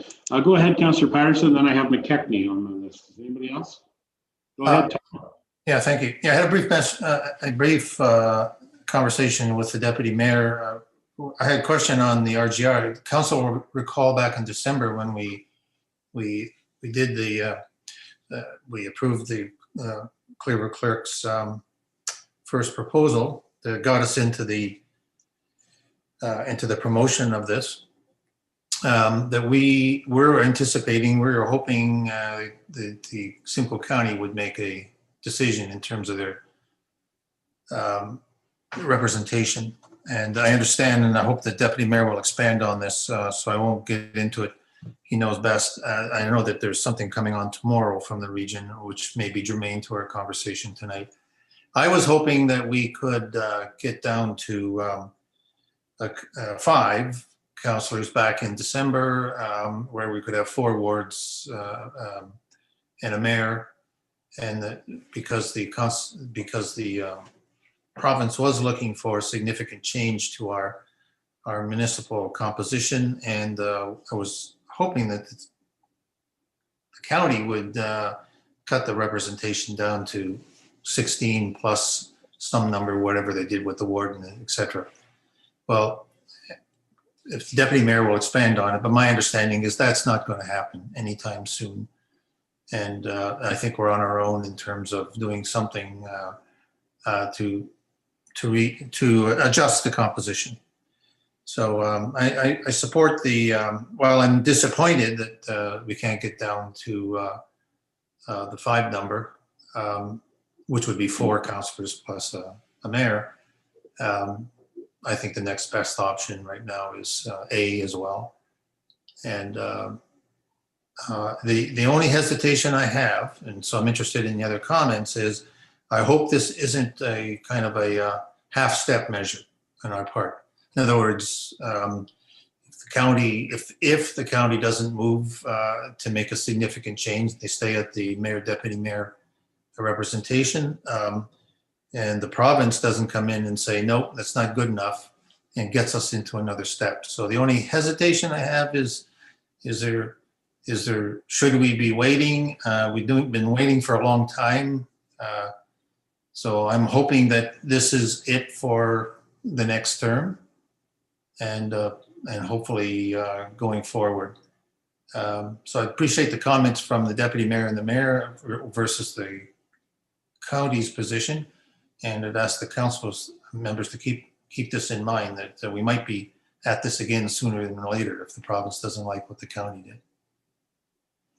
Okay, I'd like to jump in first, and then I'll go to the deputy mayor. Certainly, Barry, has at the county, in your role when you were the deputy warden, were very much involved in this work, as well as the council deliberation that happened at county was basically split, and there was no decision rendered. It was sent back to the committee. There is a report on our county council meeting tomorrow, of all things. Tomorrow, there's a county council mention in there about more work that was done by the committee and a recommendation. I don't know how this is going to go either. I think that at the county level, I think it is very split. And to be frank, I wouldn't expect it to be any different here, because it's a pretty straightforward, simple issue, but it's also about representation, how people genuinely feel about their councillors. So that's, I don't know if you're going to get an answer, actually, Tom, but we have to make decisions, and we live with them. So thank you, Tom. Barry, I'll go over to you if you've got any added to that. Yeah. So county discussion. So you're right. So it is my duties as deputy warden up until, for that 2-year term, up until December of 2020. Yeah, I was chair of the governance committee, and a lot of discussion at the governance committee, but there seemed to be a push and a will at the governance level, at the county level, to get us reduced down to 16 members. Whether it was 16 members plus 1 or 16 members plus 2, whether it was warden, deputy warden, whether they were drawn from inside or outside of the 16 was up in the air. But there was a motion put forward at that time by the governance committee, a recommendation to reduce to 16. That was defeated by a narrow margin, but it was defeated. The reality is, now there's another motion coming up that's got 2 options again, and it's recommending reducing to 16. And the warden would be appointed by, would be an unelected official appointed by the county council. In other words, county council would go out to find credible candidates for the position and find somebody for that. They wouldn't be an elected official. They would be an appointed official. But the reality is, this requires a triple majority. Triple majority means they have to have more than a simple majority at council. You have to have a majority of all the municipalities would have to agree on it, and it would have to represent the majority of the voters within the entire county. So it becomes a very complex process. So what are the chances of that happening? Anybody's guess. I don't see it happening in the immediate future. I think it's something we may get the recommendation to start moving that direction, but I'm just not sure if it will get through the triple majority that's required. That said, we're honor bound because of that. We have to stick with the status quo for now, because that's what we have to work with. And that's a mayor and deputy mayor is a mandatory part for 2 representatives on county as of today. So I think, and I don't see, we see that changing in the immediate future. So I think that's what we have to stay with. Councillor Patterson is absolutely right. It's the question we've always been asking and don't get an answer at county is the province going to step in and start doing amalgamations? We don't know. We don't know whether the province is going to accept what we do if we come back. I know from a Clearview point of view, I think we're making the right decision to reduce our council down to 7. And I think that's what we have to focus on. All right, well, thank you. Councillor Patterson, I'm going to go to other members. So I've got McKechnie and then Deneen. If you wanted to come back, okay, and then Broderick. Okay, McKechnie, Deneen, Broderick. Go ahead, Doug. Hey, thank you, Your Worship. And first of all, I want to thank staff for putting together the survey and conducting it so well. And I want to make note that Ward 5 had the highest number of respondents in the survey, but Ward number 2, good old Ward number 2, we had the highest percentage of respondents in the survey. It's obvious that there's quite an interest in this over in this neck of the woods. Anyway, I wrote down. I wrote a couple of comments down here, so bear with me. As the rest of you know, I've quoted the Berkeley report a couple of times at previous council meetings, and just as a reminder, that was a study done for the county of Simcoe a few years ago when it was looking at the size and composition of county council, and the recommendation from the Berkeley report was that a smaller council is more effective than a larger one. They said a larger council tends to be more fractured, looser, and less coherent, whereas a smaller council is tighter, more focused, and as a result of that, it's stronger. And based on the Berkeley report, plus the results of the survey, the results of the survey showed that it was 50-50. About 50% of the respondents said that they would like to see a smaller council. And also my own experience, personal experience over the last 2.5 years, I would tend to agree that I think that we have to go down to a smaller council. And for that, I like the 5-ward option A. And secondly, the Berkeley report, it also favored voting at large. And initially, I was in favor of voting at large too. And and you can't deny that voting at large, according to the Berkeley report, it results in stronger candidates, more candidates, fewer acclamations, and more community interest in the election, less apathy.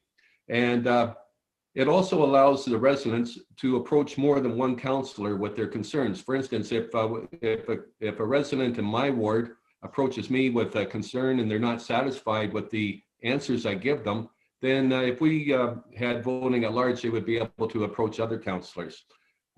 So initially, I was sort of leaning towards voting at large. However, voting at large also has a major drawback, to my mind anyway. It opens up the possibility of block voting or block running for council, which is not a good thing. And for instance, let's say that we have a contentious issue we find ourselves dealing with. And you could have a block of residents, disgruntled residents, say, well, we are going to run a slate of candidates in the next election solely on that one issue, just to defeat that one issue. So what we would have, then the result could be a whole council solely concerned with one issue, basically a one-issue council, to the detriment of all the other issues that are facing the township.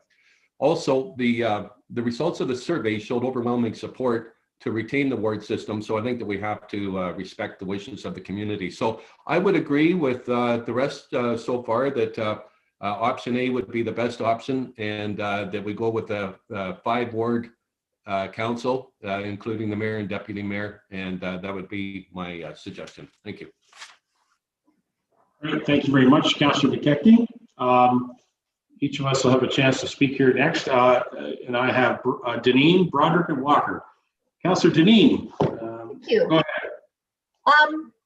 I am going to endorse D, maintaining the current ward system, 9-member council, 7 councillors, deputy mayor, and mayor.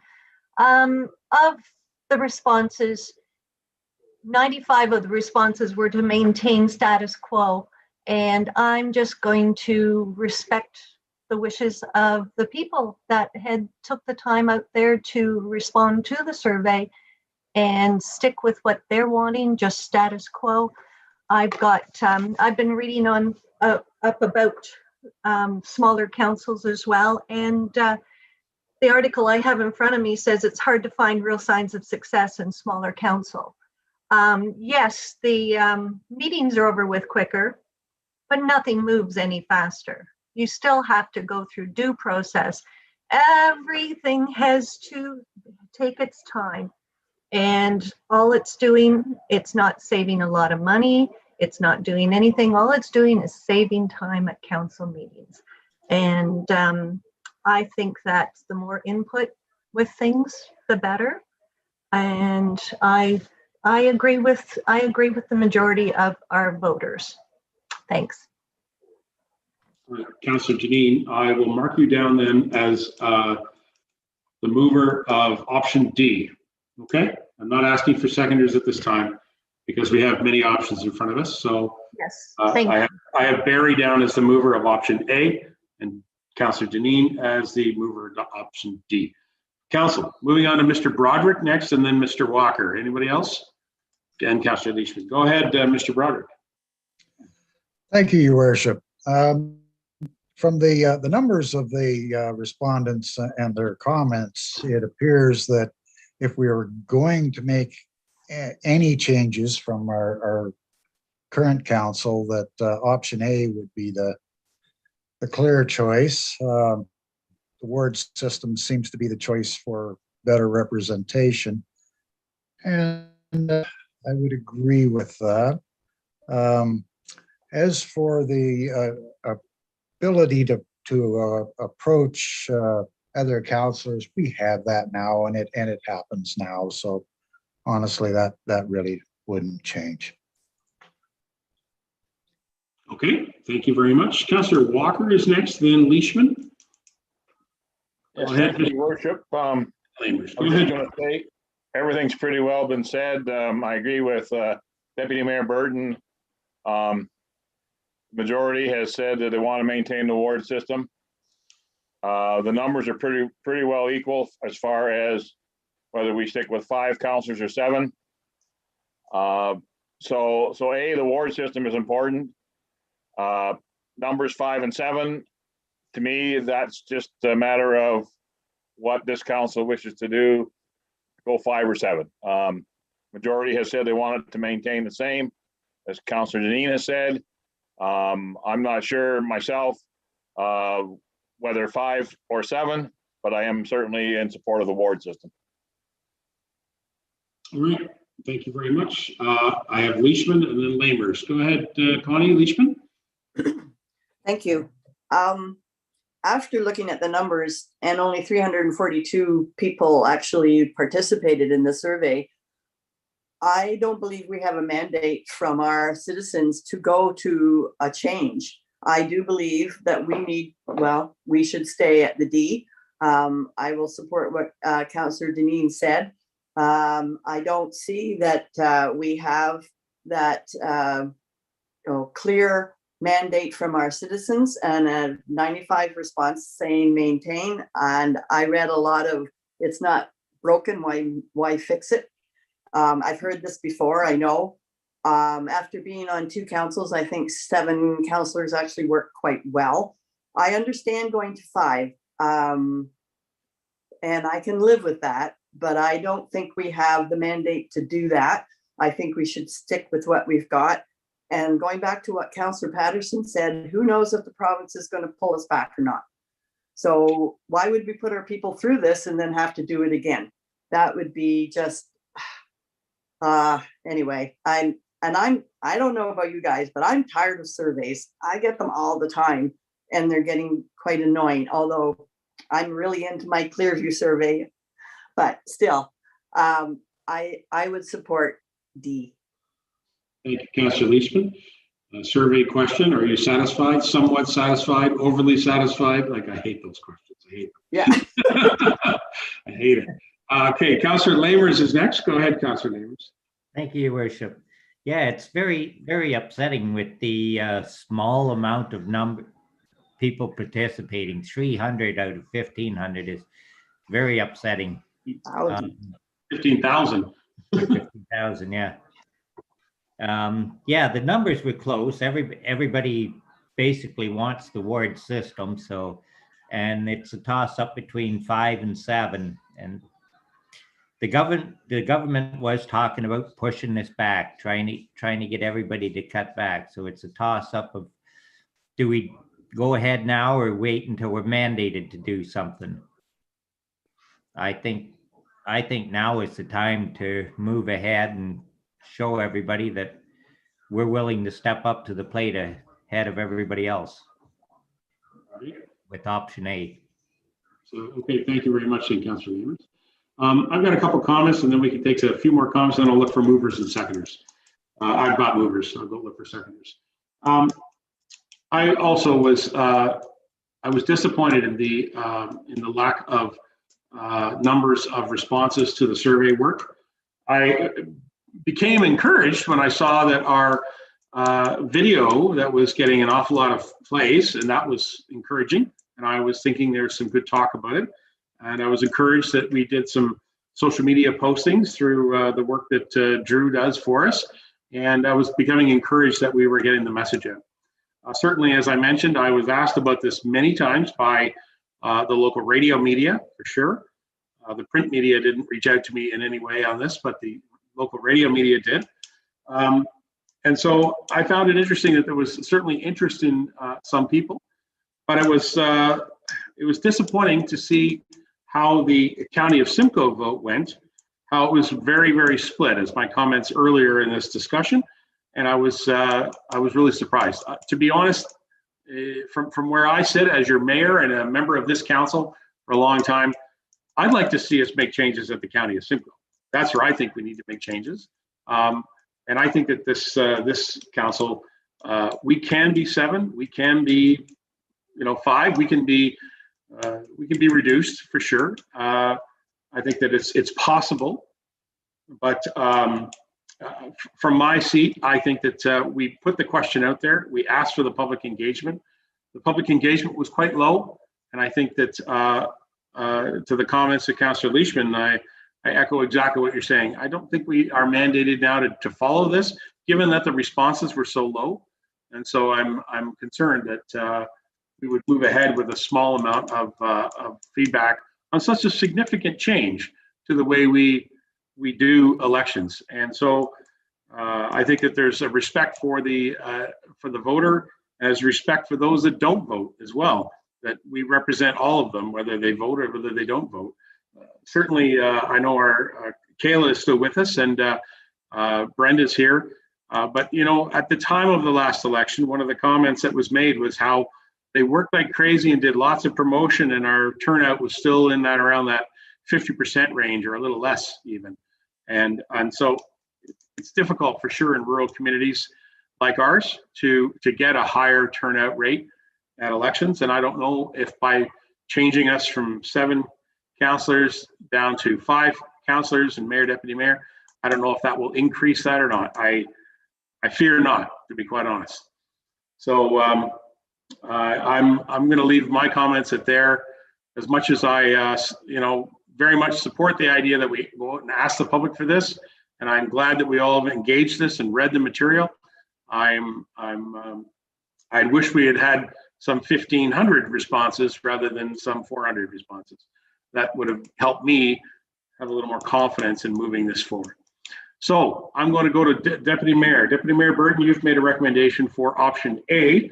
Is there a seconder on the floor for option A?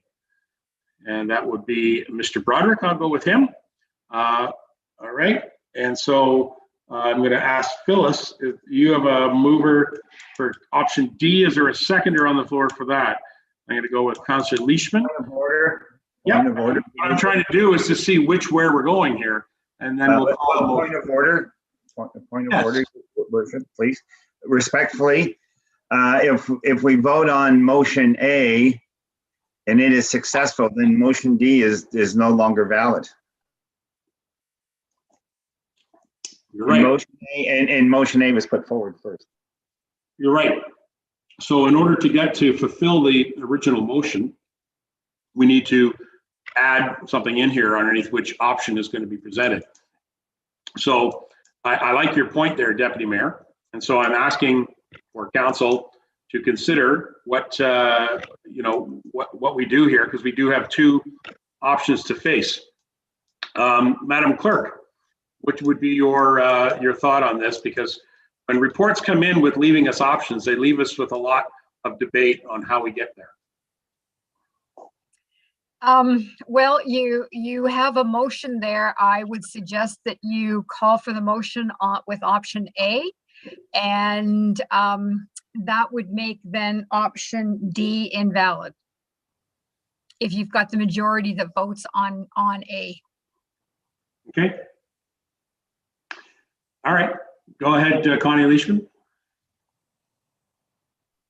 Thank you. I wonder if it wouldn't be okay with council if we put them both on. If we're going to do a public opinion, why not give them a choice? I mean, we gave them a choice. We didn't get much of a response, but this time I think we should give them a choice. And if I think it's going to, I mean, we did get more people wanting to leave it the way it is than we did wanting to change. I understand the motivation to change for a lot of reasons, but I don't think they're strong enough to be able to actually change everything, because there's just the uncertainty hanging over us. So I'm wondering if council would mind putting both options on. Point of order. Yes, go ahead, point of order. And respectfully, your worship, to council members. Regular procedure, and I've been through this at county, we've been through it at county.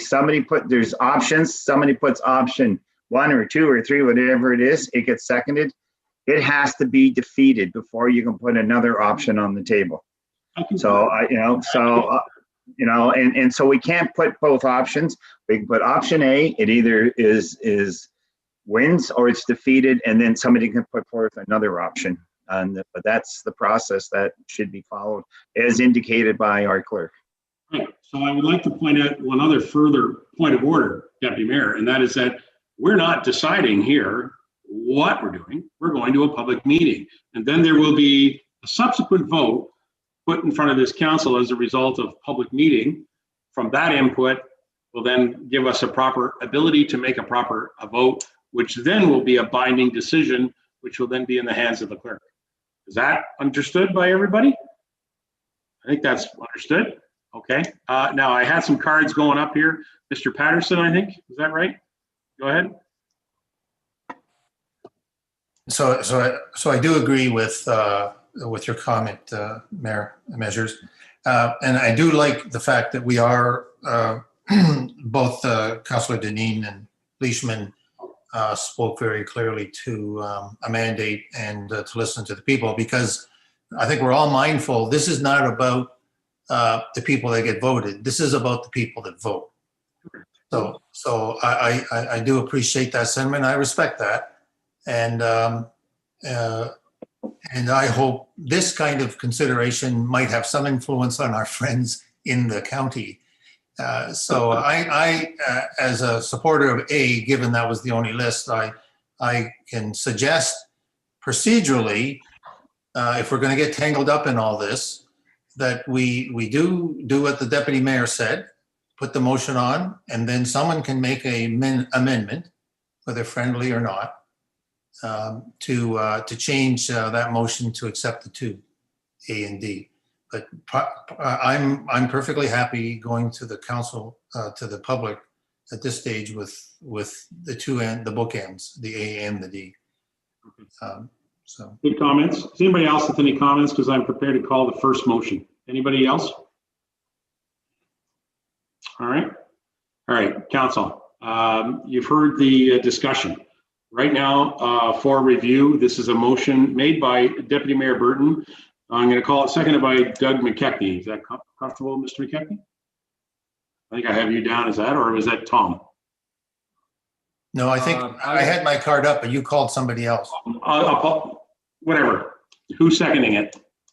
I think Councillor Broderick. You originally had Councillor Broderick second that. Okay, sorry about that. Okay, I'm glad you're here, Madam Clerk. Good, Broderick. That we move to option number A, which will be included in the original motion. Anything further? Okay, let's call the motion on that. Option A, those in favor? All right, those opposed? And the option A will carry, and a 5-4 vote. Okay, is there anything further then before we read the original motion? Looking for an amendment. Councillor Deneen.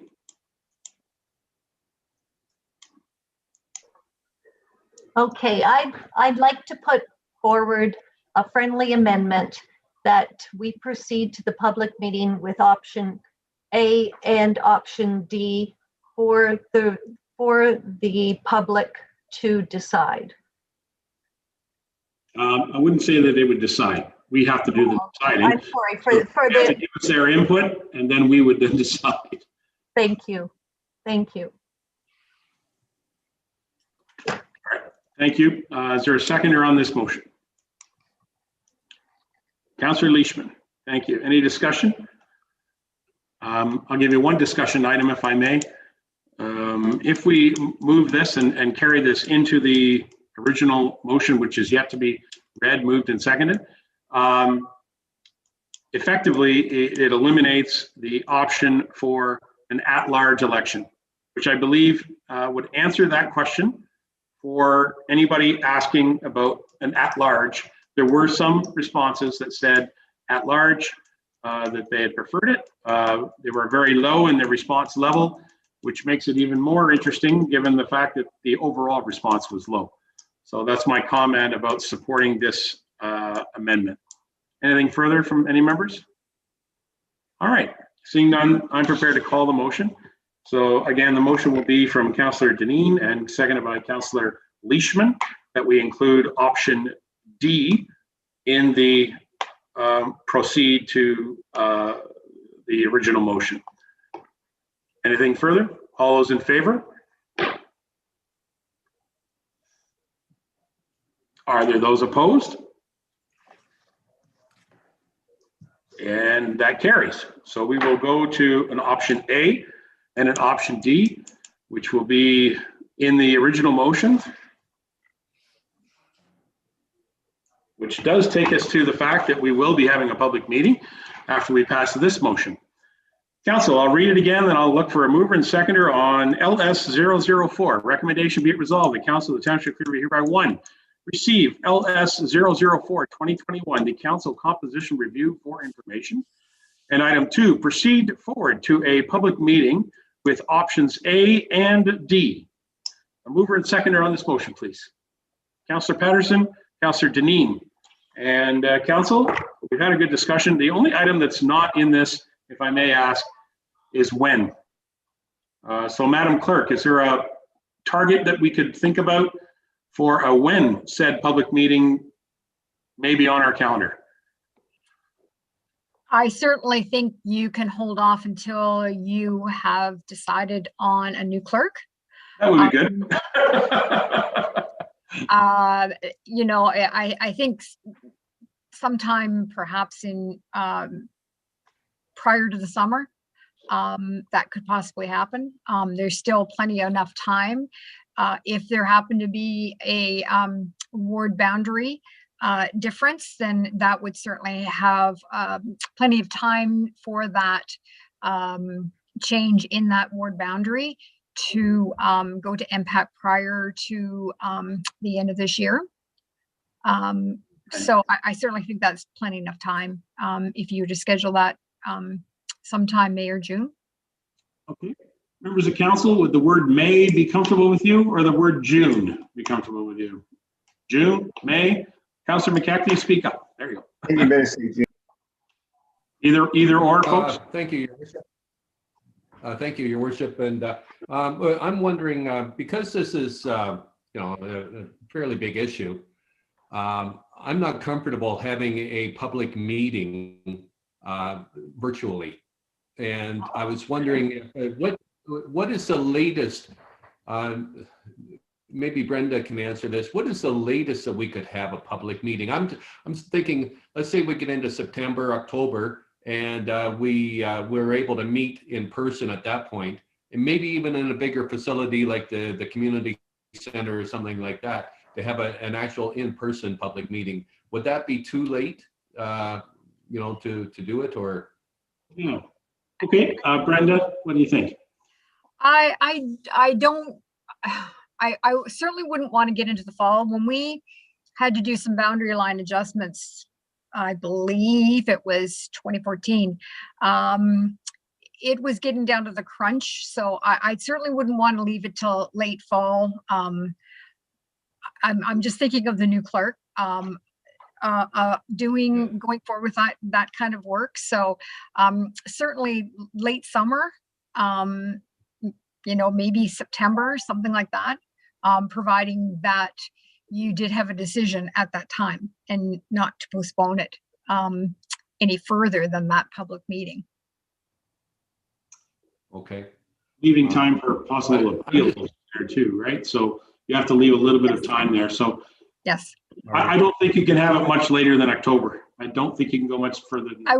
I wouldn't suggest that. It's just too much of a crunch in there. And then we're leading, you know, right up into election year, and it really does start to get busy. So I would say if you could do it late spring, early summer, I think that would be a more appropriate time.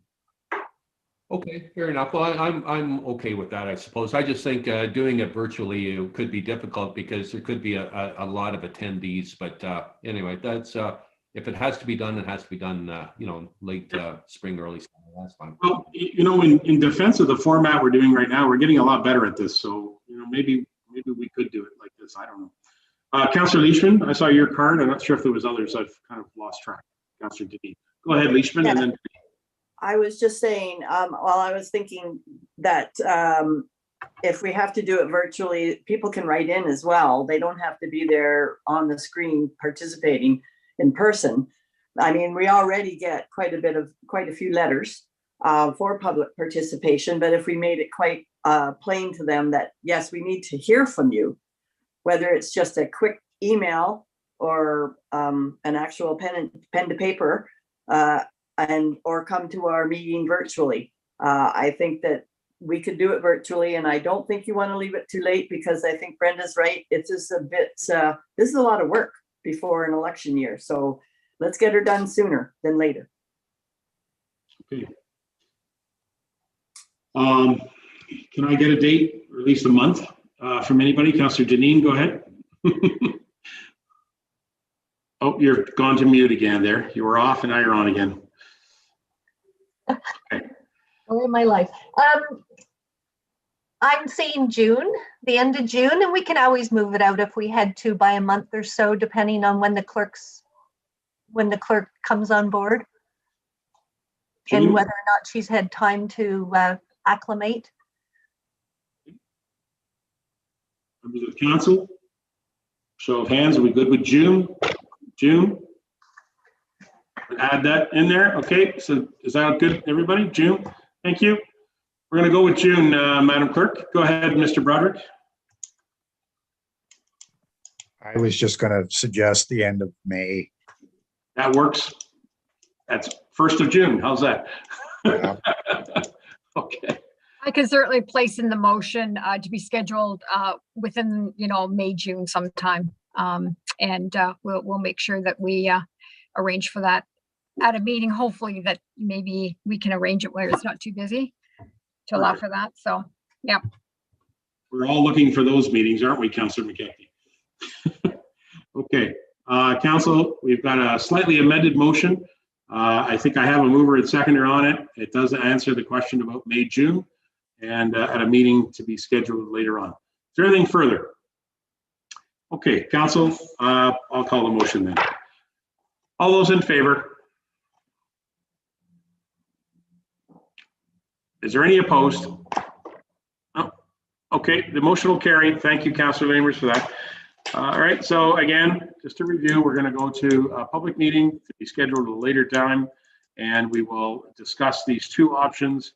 And I will obviously work with our new CAO and our new clerk and our communications department to get this well promoted so we can get some information out there. All right, Council, thank you very much for all that. Now, we have our bylaws to get through, and then we have a couple of notices of motion yet on the table. Council, bylaw 21-30, a zoning bylaw amendment regarding 7082 3637 Side Road. Recommendation be it resolved that bylaw 21-30, being a zoning bylaw to amend the lands located at 7082 3637 Side Road, be presented and read first, second, and third time and finally passed on this 8th day of March, 21st day of March 2021. Can I have a mover and seconder on the bylaw?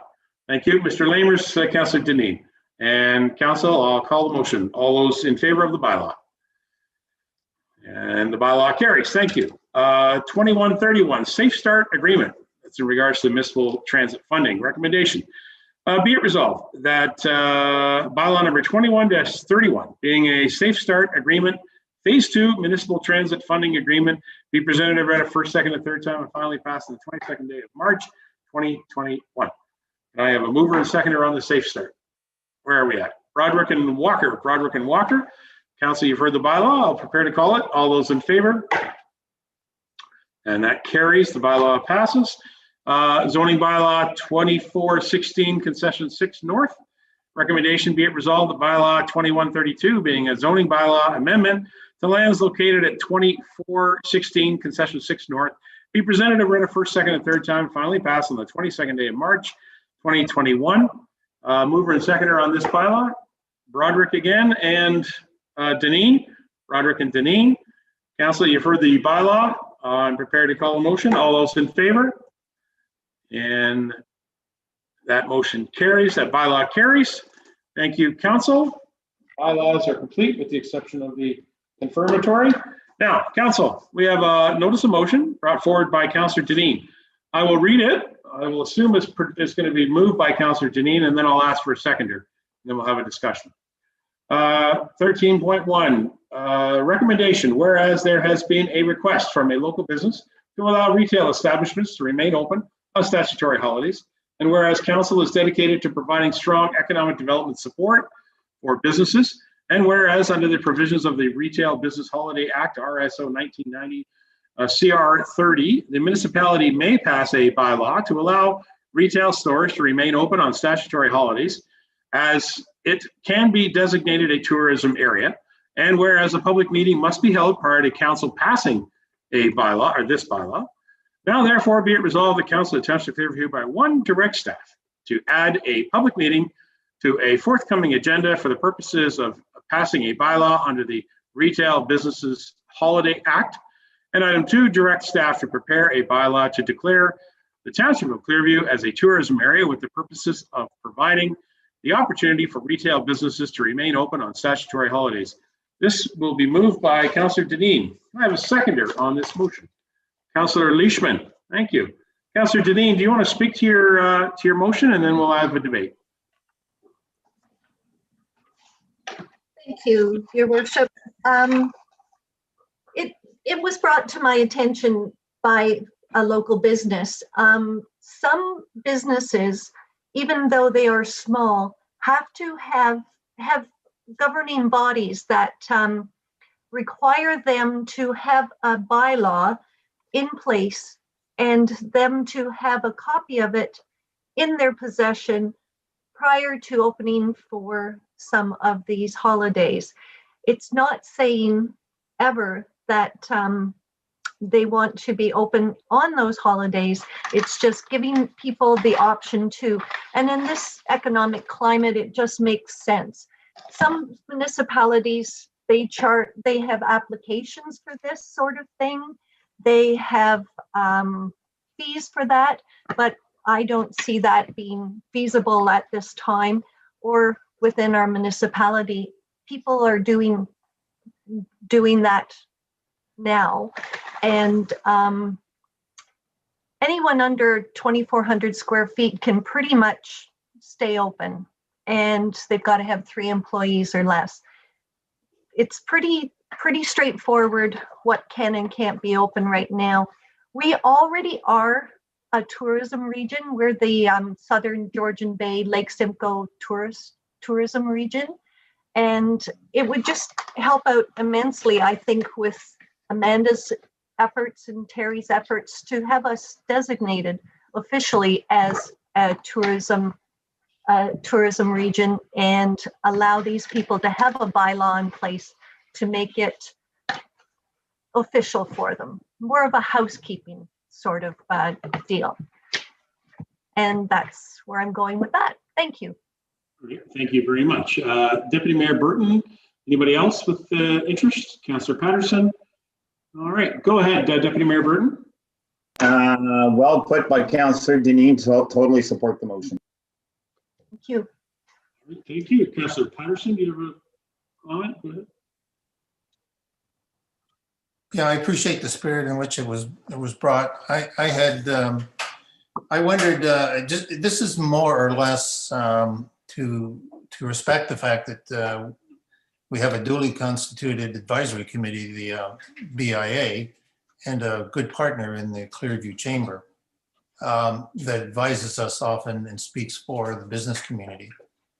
And so I wanted to, I would hope it could be a friendly, but amendment that we would seek to consult with the Chamber and the BIA, not simply see them as participants in the public. And I know that the BIA is aware, but has not had an opportunity to represent their businesses, and perhaps Councillor McKechnie can speak to that, and as well Broderick for the Chamber, I assume. So I kind of like to see the Chamber and the BIA advised, consulted to come up with the bylaw and the concerns they have. Then we'd have a public meeting as proposed, and then separate the public meeting from the approval meeting, just to give us a little more time. So that that's all done at the same meeting. So there's 3 steps instead of what may only be 2 in the motion. Okay, Tom, if you don't mind, I'd like to come back to you because you have suggested a bit of an amendment, but I think if I could ask for other people to speak, and then we'll come back to you on your amendment. Okay, just a comment. I appreciate that. I have written it out. Yeah. So the last meeting, I sent it in early. Thank you. As you recall. And so now I have it written out if council's interested in entertaining that sort of amendment. Okay. Which one? Joanne Gibson. Did you hear that? You'll need to unlock your iPad first. That's Siri talking to me. Okay. Yeah. Sorry about that. Right. Yeah, so I will come back to you, Councillor Lamers, or Councillor Patterson. I have Lamers, McKechnie, and then Walker on my list already. So I'll get around the table and then we'll get back to that. Councillor Lamers is next. Thank you. Did you have something important before me, Brenda? No, I just really wanted to explain that part of the conditions of passing a bylaw is that you do have to hold a public meeting. Yes. Where the public can forward their comments. That means the chambers, the BIAs can all be involved. There is a notice that has to be placed in a paper with circulation. So there is a notice put in there. And we will be providing a link, much like our public participation, on there for that meeting where people can submit their comments to that meeting. The next meeting would be to bring the bylaw. I think this is just to keep things simple. As Councillor Deneen had said, we wouldn't be going through an application process or a fee process. I don't think the businesses need that right now. At some future time, council may want to revisit that and down a couple of years down the road, maybe think about that. But I believe that some of the stores wanted to have this in place for the May 2-4 weekend. So my intentions were to have a public meeting for April the 12th and bring the bylaw to April 26th, sorry. Okay, so this will be turned around rather quickly, Council. Very quickly. Yeah, so I tell you what, Council, members of the Chamber and members of the BIA who are our council reps, I would encourage you to get in front of them as quickly as possible to get their comments and get them to participate in this discussion. Thank you, Brenda, for that quick clarification. And I wasn't aware of that, so thank you for bringing that forward. And thank you, Councillor Lamers, for deferring to our clerk. Councillor Lamers, did you have something more? Yeah, thank you. I think this is a really good time for this. Our businesses need a bit of an uplift right now, and this is a good way to help them out. Thank you, Councillor. Councillor McKechnie's next, then what? Once again, I think Brenda had her finger. Sorry. Her hand. You know, so you need those cards. I told you before. I got to get you one. I think I still have a box of them down here from the county. Oh, okay.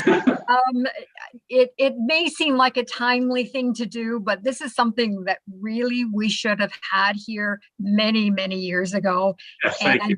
It just got lost. It never came to light. So thank you, Phyllis, for bringing that, Councillor Deneen for bringing that forward. But yeah, it's something that we should have had many, many years ago. So just wanted to clarify that. All right, perfect. All right, McKechnie, were you going to go on? Yeah. Yes, Your Worship, thank you. And Brenda, hopefully you can come back in here because the question is for our clerk. So basically, it's a question of timing. And Brenda had mentioned that she was looking at having the public meeting on April the 12th and then the bylaw ready for April the 26th. The Creemore BIA does not meet again until actually April the 13th. So I can approach them and see if they can hold a special meeting to discuss this prior to their April the 13th meeting. I'm quite happy to do that. Or is it possible that we have the public meeting on April the 26th, and then the bylaw would be presented on the May the 10th, and that would still allow us time for the May 2-4 weekend.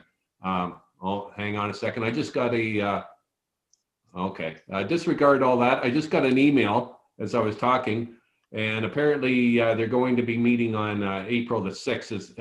And so anyway, disregard everything I said because I just got an email here saying they're going to actually be meeting on April the 6th. I was under the impression from an email that I had received from Lori Severin this morning that it was April the 12th they were meeting, but apparently now it's April the 6th. So anyway, disregard. We will be fine on time. All right, I like that. Almost live interaction with residents from the community. That's great.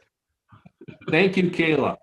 Well done, Kayla. Thank you for that. Okay, Councillor Walker. Robert, you're up next. I have you. Is there anybody else who has comments you want to bring in on this discussion? Roderick, okay. Go ahead, Bob. Yeah, yes, Your Worship, I would just like to support Councillor Patterson's comments with regards to involving the BIA and the Chamber. I think they're very key into this whole development, and I support what we're trying to do here, but we certainly need their input from both those parties. So I'll support Councillor Patterson's motion to involve those two groups. All right, we're almost there. That's perfect. Thank you, Councillor Walker, for that. Mr. Broderick, you're up next. Thank you, Your Worship. I wanted to thank Phyllis for bringing this forward. It is quite timely, and well, as Brenda said, it's something that should have been done a while ago. It is more of a housekeeping thing, and yeah, both the BIA and the Chamber will certainly have their opinions and certainly be involved in this. I think it's a great thing. Gives our businesses another tool or option of support, and I'll be supporting it. All right, thank you very much, Councillor Broderick. Is anybody else any further? Councillor Leachman, did you want to? Coming back to you, Tom. Councillor Leachman. Thank you. As far as I know, the chamber doesn't meet until the 21st, but I know the directors meet before that. So I'm pretty sure the directors, because there's fewer of them, could get together if the meeting is not before the 12th and talk about it. I will email Kelly and Kat tomorrow, and we'll find out if they can't put it on their calendar. Well done, Councillor. Thank you. I don't see them objecting to it, quite frankly. So I don't know why it's, you know, I just don't see them objecting to it. So, but anyway. But if I may, I think it's important to ask them to at least comment. If they're not objecting, produce your comment anyway, though, because we want to definitely record that and show that we have that. Councillor Patterson, I'm sorry, we're coming right back to you. Go ahead. Yeah, I don't want to deter from the effort that Councillor Deneen brought forward. I think it's the right thing to do, and I do agree with Clerk Brenda that this is something we should have done in the past. But I do want to, and I'm not going to hold up and ask for a motion to change. But I do think a quick letter or message to the chamber and the BIA is a professional courtesy. They are an advisory board, and they're often left as just part of the public. And I just do want to emphasize that. I think we all believe that's true. So I don't think just having to do it quickly is an excuse to ignore the volunteers that put a lot of effort into it. And they have an official capacity that we should respect. So quick letter out to them. They're going to meet by the 6th or whatever. We'll have it in time for the meeting. That's good. That's my point.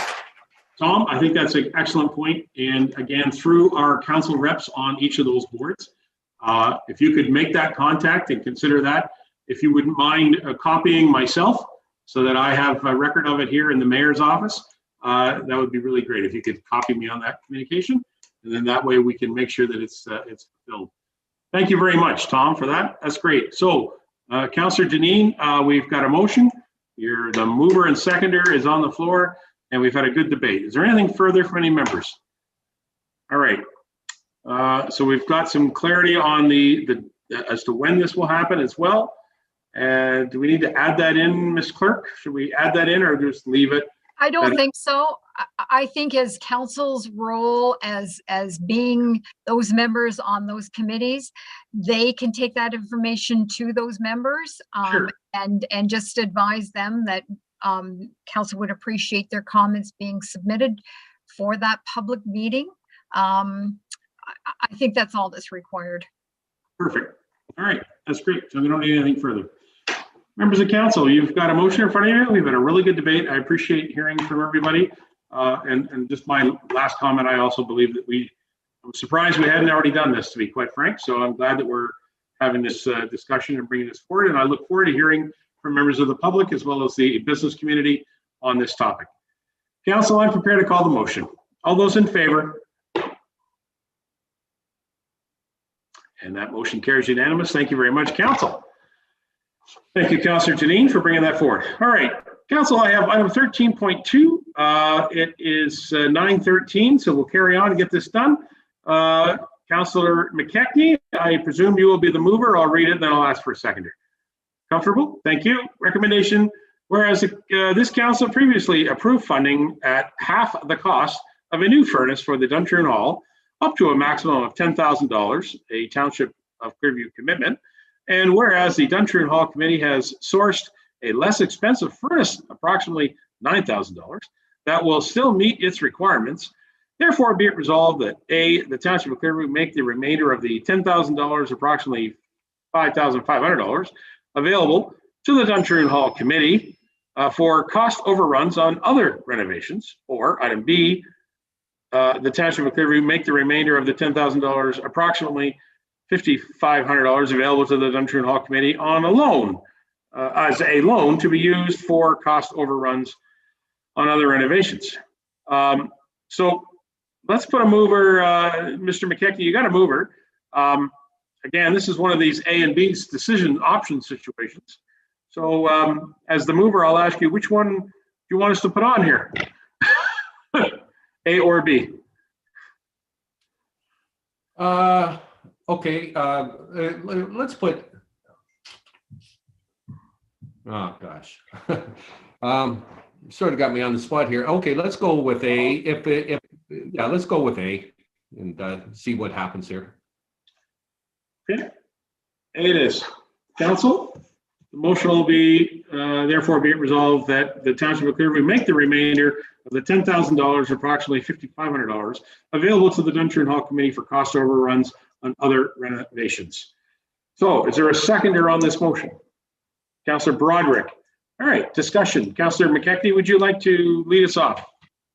Sure. Thank you, Your Worship. So, Council, as you may recall, during budget deliberations, I asked that the township fund one half of the new furnace for the Duntroon Hall. And at the time, the Duntroon Hall Committee were looking at $18,000 to $20,000 for the new furnace.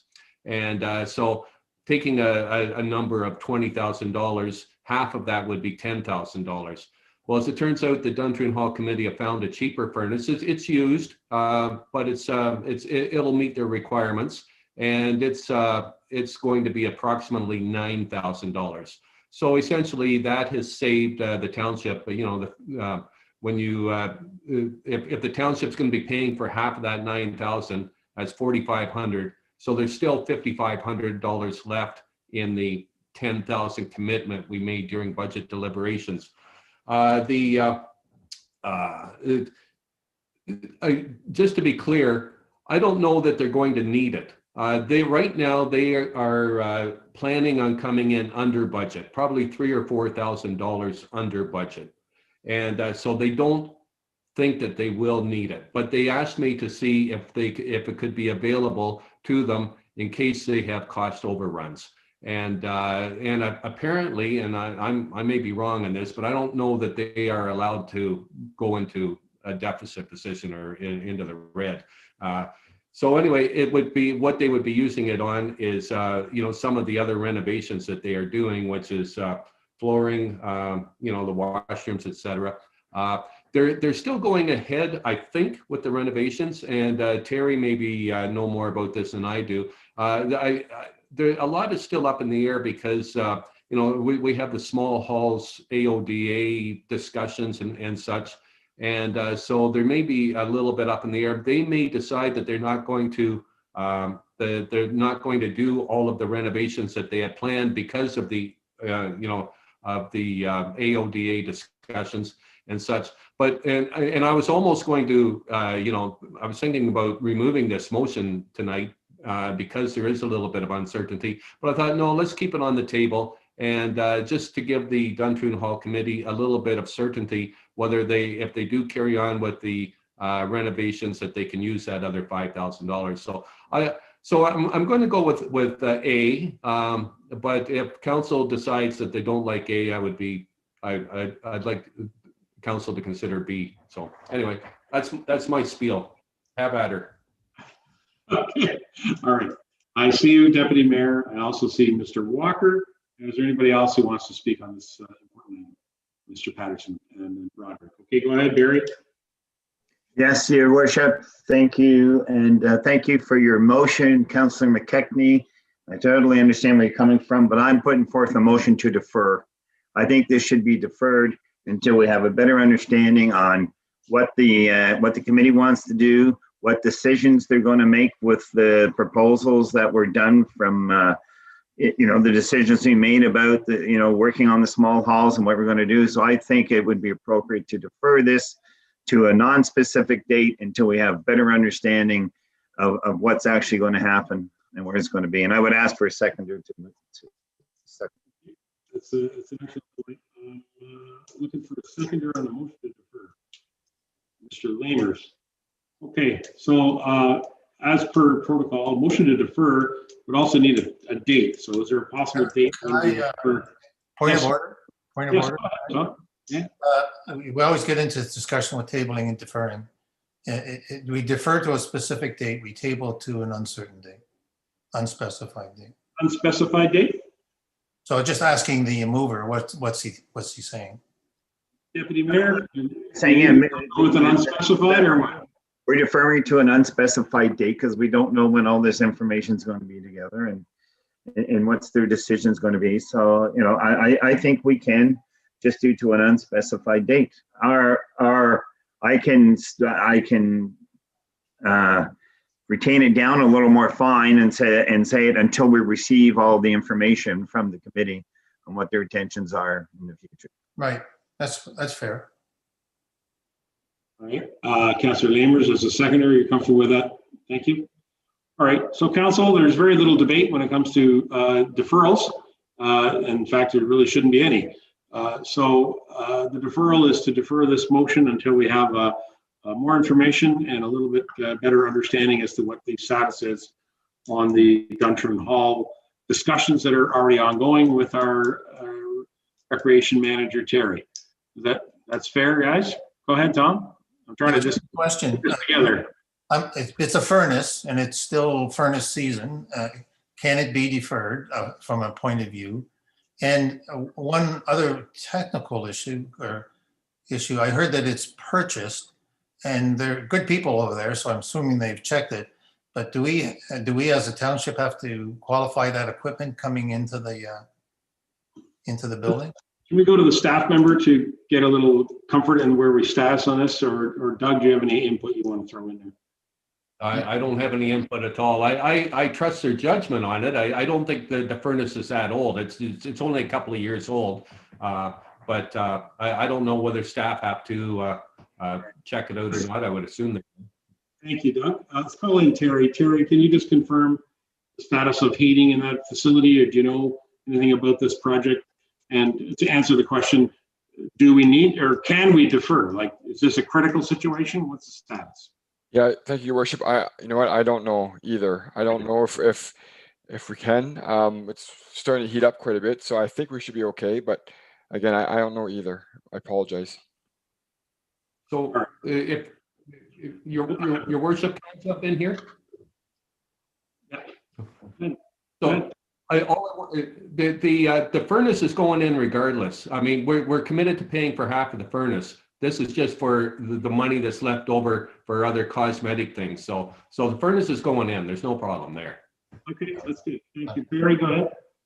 That's exactly what I was going to say. There's an existing motion that we're paying for half. This deferral is to do with the leftover money, and that's why it's being deferred until we have any further information. So to me, whether the furnace goes in or not is not relevant.